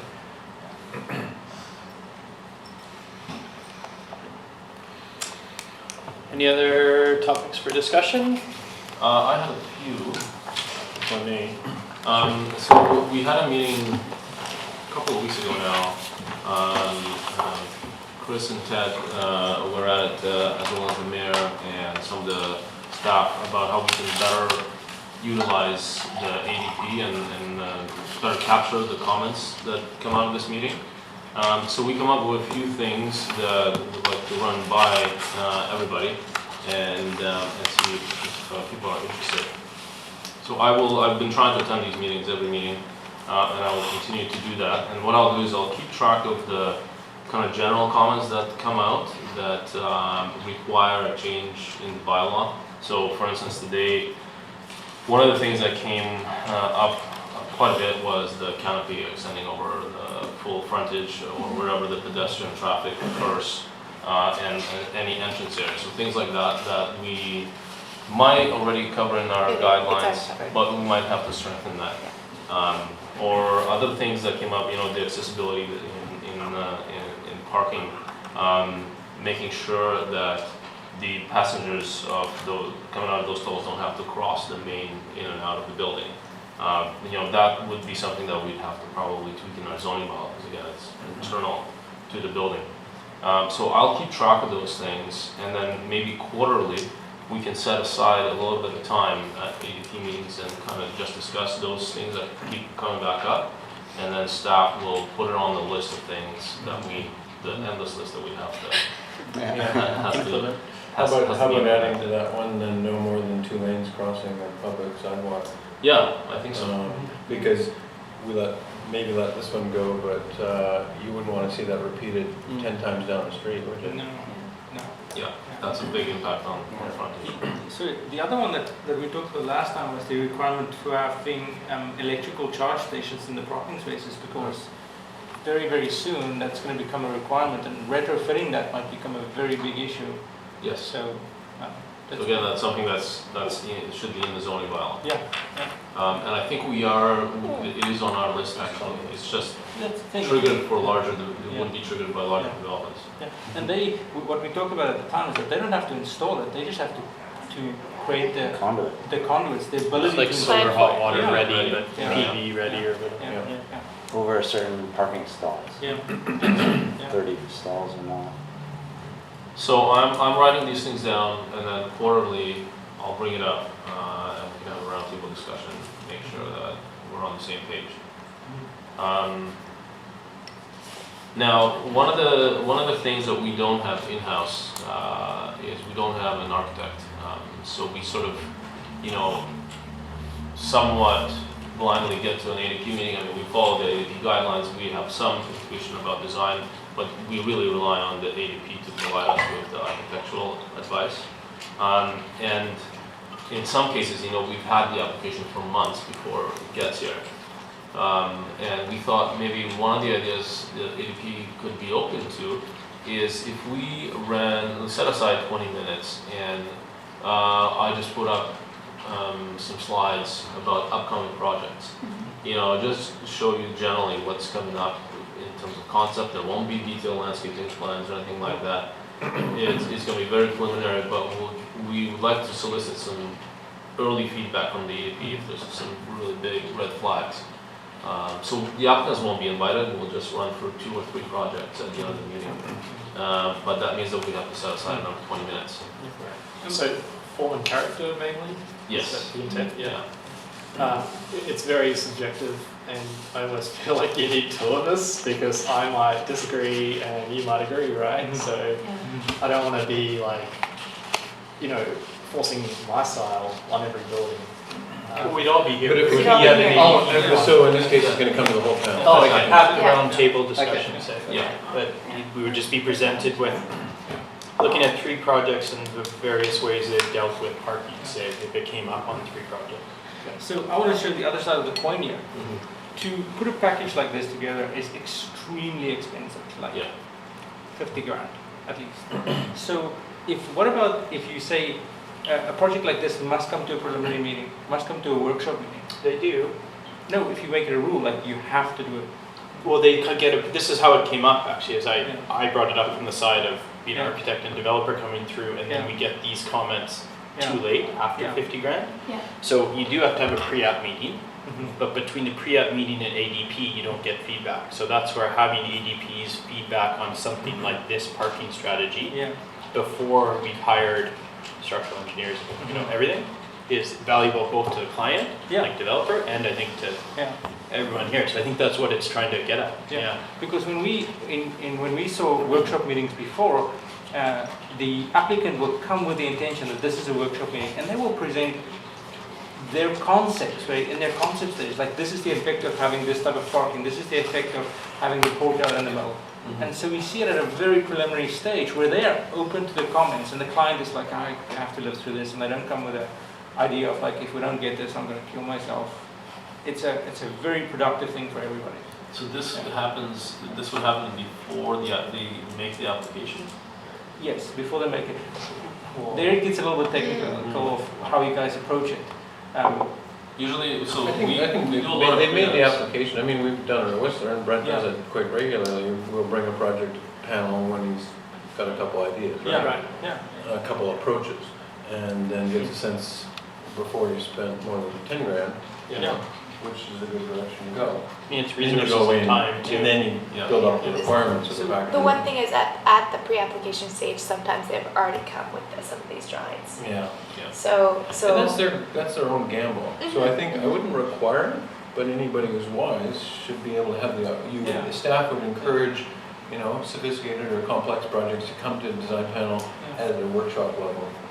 I think it forces the applicant to realize that don't go in a direction here without knowing that it's okay. Because people develop this stuff to the stage where it's almost too hard for us to say, you have 4 lanes going down here, it doesn't work.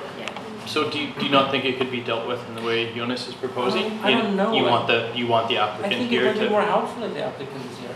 Well, the challenge is, when we hold a lot of pre-ups, and not all of them turn into an application. So there's that, and then there's, you know, is basically would double your time if we have to hold these workshops as well. It might seem like that, but then by the time that they come for the formal application, they're way quicker. There's way less big issues to Yeah, resolve. there's some issues that Yeah. Were we you thinking that would be part of like these regular monthly meetings though, or would it be completely separate? No, it'd be part of these meetings, so Yeah.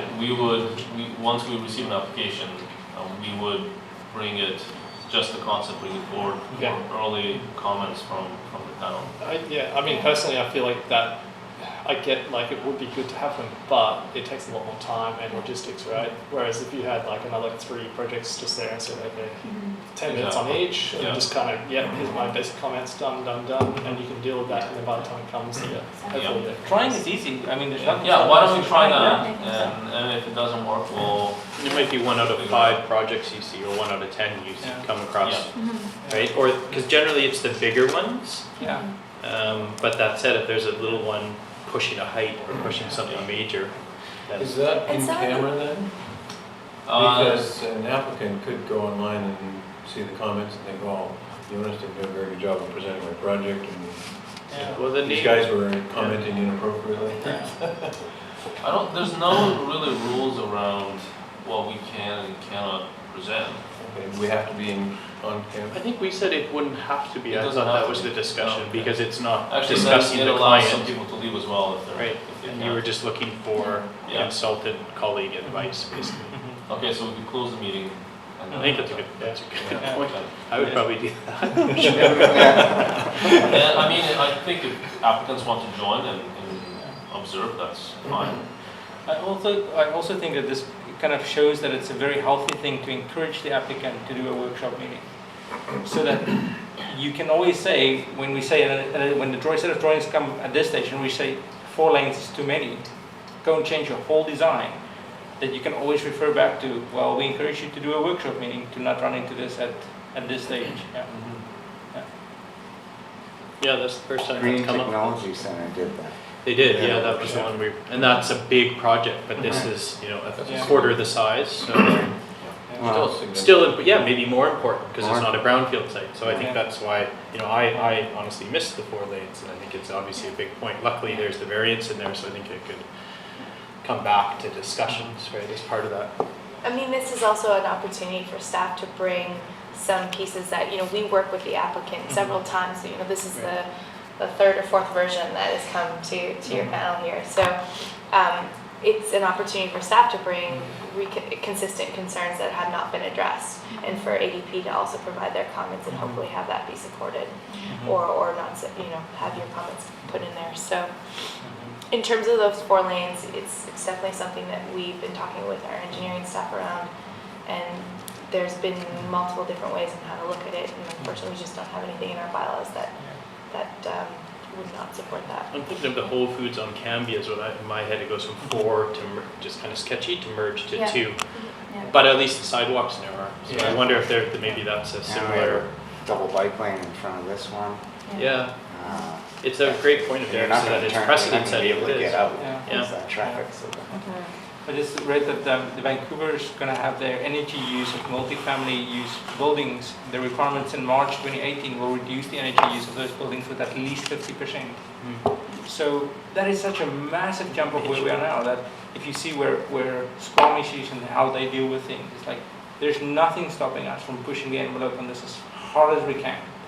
Well, it We are potentially not- stops infrastructure upgrades and Yeah. development in general, so Yeah. it's what we always bring up. I think there's Yeah. I think that's why I always say the performance trade-off I like. So you're giving them 9 more units, but you're requiring a performance. I didn't know it's to that Whistler standard Yeah, or zone 8, and that might not, so 6, yeah. it's not bad, it's good. I think that, I just didn't It know was a that. baby step that we Yeah, we no, took earlier. But you have to make that last choice, right? Yeah. So, I mean, that's interesting for insulation at least, which is great.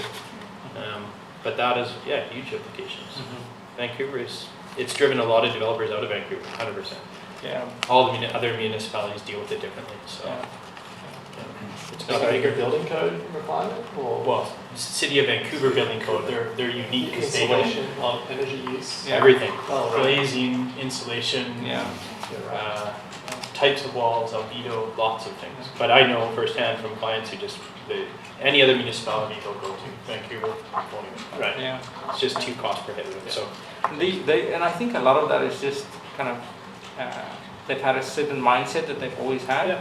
And there's a very big wake-up call coming. Yeah. Like, One thing that stands out to me, Squamish is making a really important move to the streetscape with bike lanes and trees, and I think it's a very important and very powerful change to what Squamish is going to look like moving forward. But it seems that every project that comes into the room has compromised it for their own reason. In this case, there's 4 lanes of traffic, so now there's 2 token trees. And, you know, it just seems that every project that comes in, they have a good reason why. But I think it's going to really lose a lot of the importance and value of that streetscaping that should be coming in and is trying to come in. So that's for me one thing for every project, and more trees, and I'm always measuring to see, well, even with the driveways, for example, in this project, they could fit a bit more, but I think it's a really important move for Squamish as a whole. Line in the sand, kind of? Yeah, and looking at it from project to project, it seems like we can let it go, but if it continues to happen, it's really gonna be lost. We end up with a discontinuous streetscape too. Absolutely. Which is Absolutely. I mean, the comment about the bike lane just stops and Richard Yeah. said it. And it's really true, it's really awkward, I don't know what you do.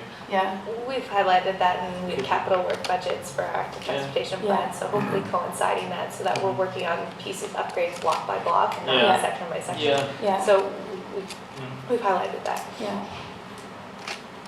Okay. Oh, well, just One on more, just, Oh, you're gonna say my last one, yes. One thing that I think, because it's getting busier and busier, we need to structure maybe our timing a little bit on these meetings.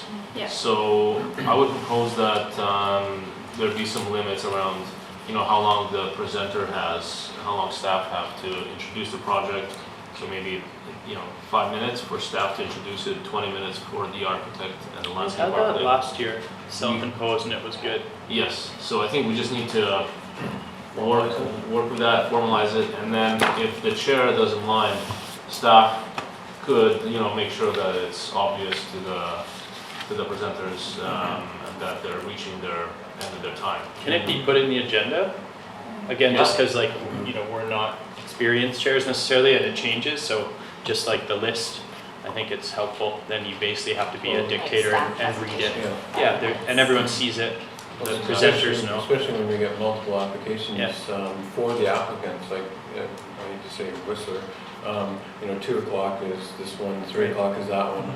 And then if you're the 4 o'clock applicant, well, then you don't show up till 3:30, right? Yeah. You're Very not here helpful, from yeah. 2 o'clock on, Mhm. Yeah. burning up thousands of dollars an hour in consultants sitting in model, Yeah. right? Yeah, it would be nice to get it down to 50 minutes. 50.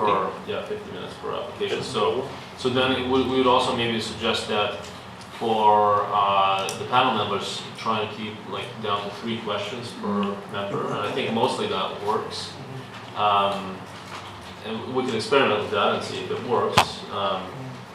And then if we need to adjust, we can adjust. I think it's that play that happens between the presenter, how well does he present his information and how much his stuff he puts into his package. People will have more questions and he's got less time to present or less time for comments. And yeah, So that balance will happen automatically, I think.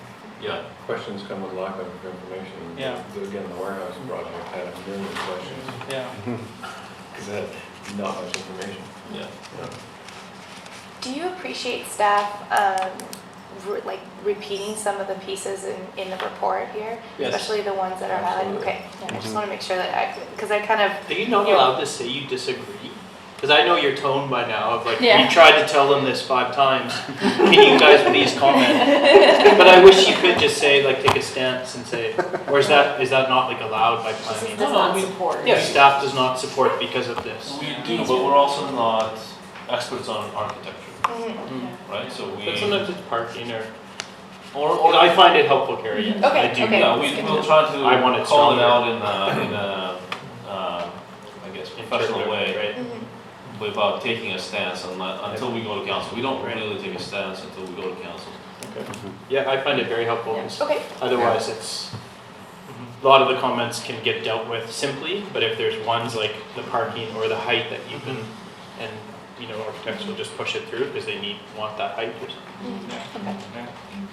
Good to hear that. Okay. Excellent.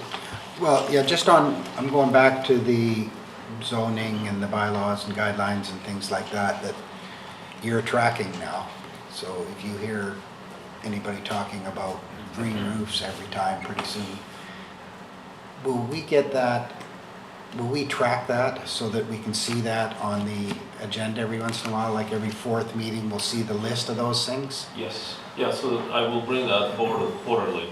Yeah, The things that have come up that are in general in nature, not just specific to one development. yeah, because that might also encourage everybody, if they have one that's bothering them, to bring it up. I was gonna say, I bet we could say the ones that keep coming up, everyone's got a vice, but Yeah, I think, well, the green roof's a good one, and I think Yeah. some clients bring up it has a liability insurance, and I don't buy that. well, So, one I heard today that I hadn't heard before was, you talked about this development being property line to property line. So what's the environmental, I mean, what environmentally is that doing for anybody? well, And so- impermeable surface. Seattle's gone super aggressive on that. Well, that's, I've always liked. And then you have to do a permeable green roof to get around it. But Yeah. it made me think that, like, if you're doing a development that's property line to property line, where is your environmental input? I mean, are you doing some restoration down the street or, Well, you know? Roofscape is a great one if it's social or It for would little. have to be tied somehow to bonus density or something like that. 'cause green Or roofs- an impermeable surface requirement.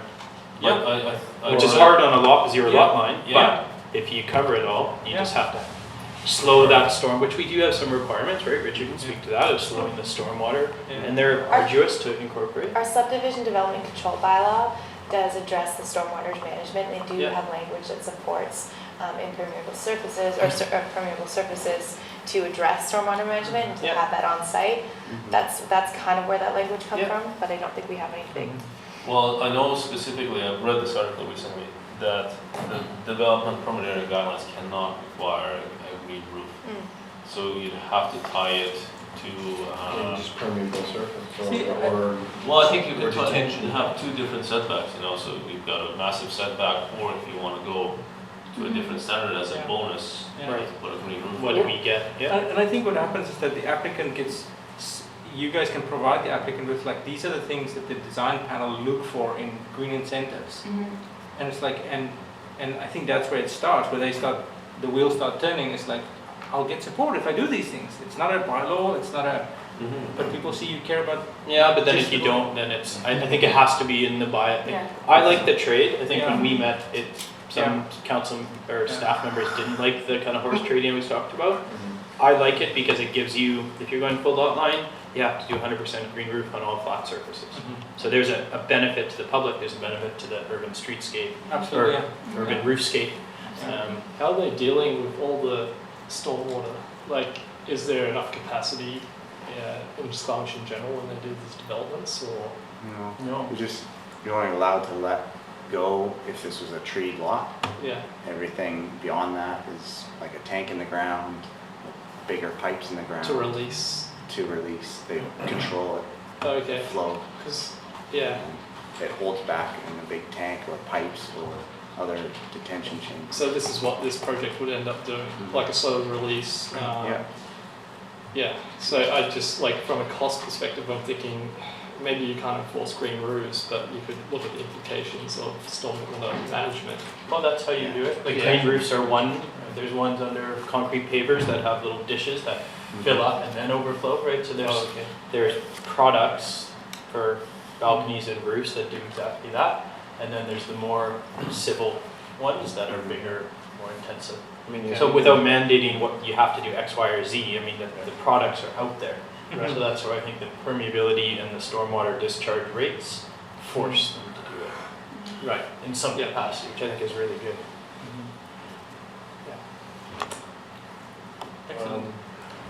When I go and present at other panels, it's always nice to know the panel member that's commenting, who they are, what they represent. Because when I comment about architecture, well, you may dismiss it, well, he's a landscape architect.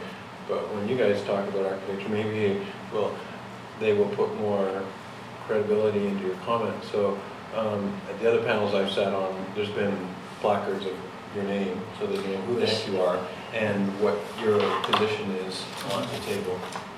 'Cause then it's a little more beneficial as an applicant. I think so. Yeah. I think We that's have fair. those in other committees, so Okay. that's something we should. Yeah. The language becomes obvious if it's an architect or a landscaper or some kind of engineer.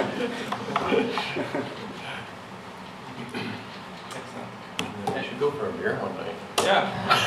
ADP social? Are we I allowed was to thinking when we're off drink in council camera with the premises? 20 minutes of this, things like that. So any other comments from Jonas or Carrie? Not me. Any other comments from panel members or Ted? I move to terminate this meeting. Favor. Someone, I'll second that?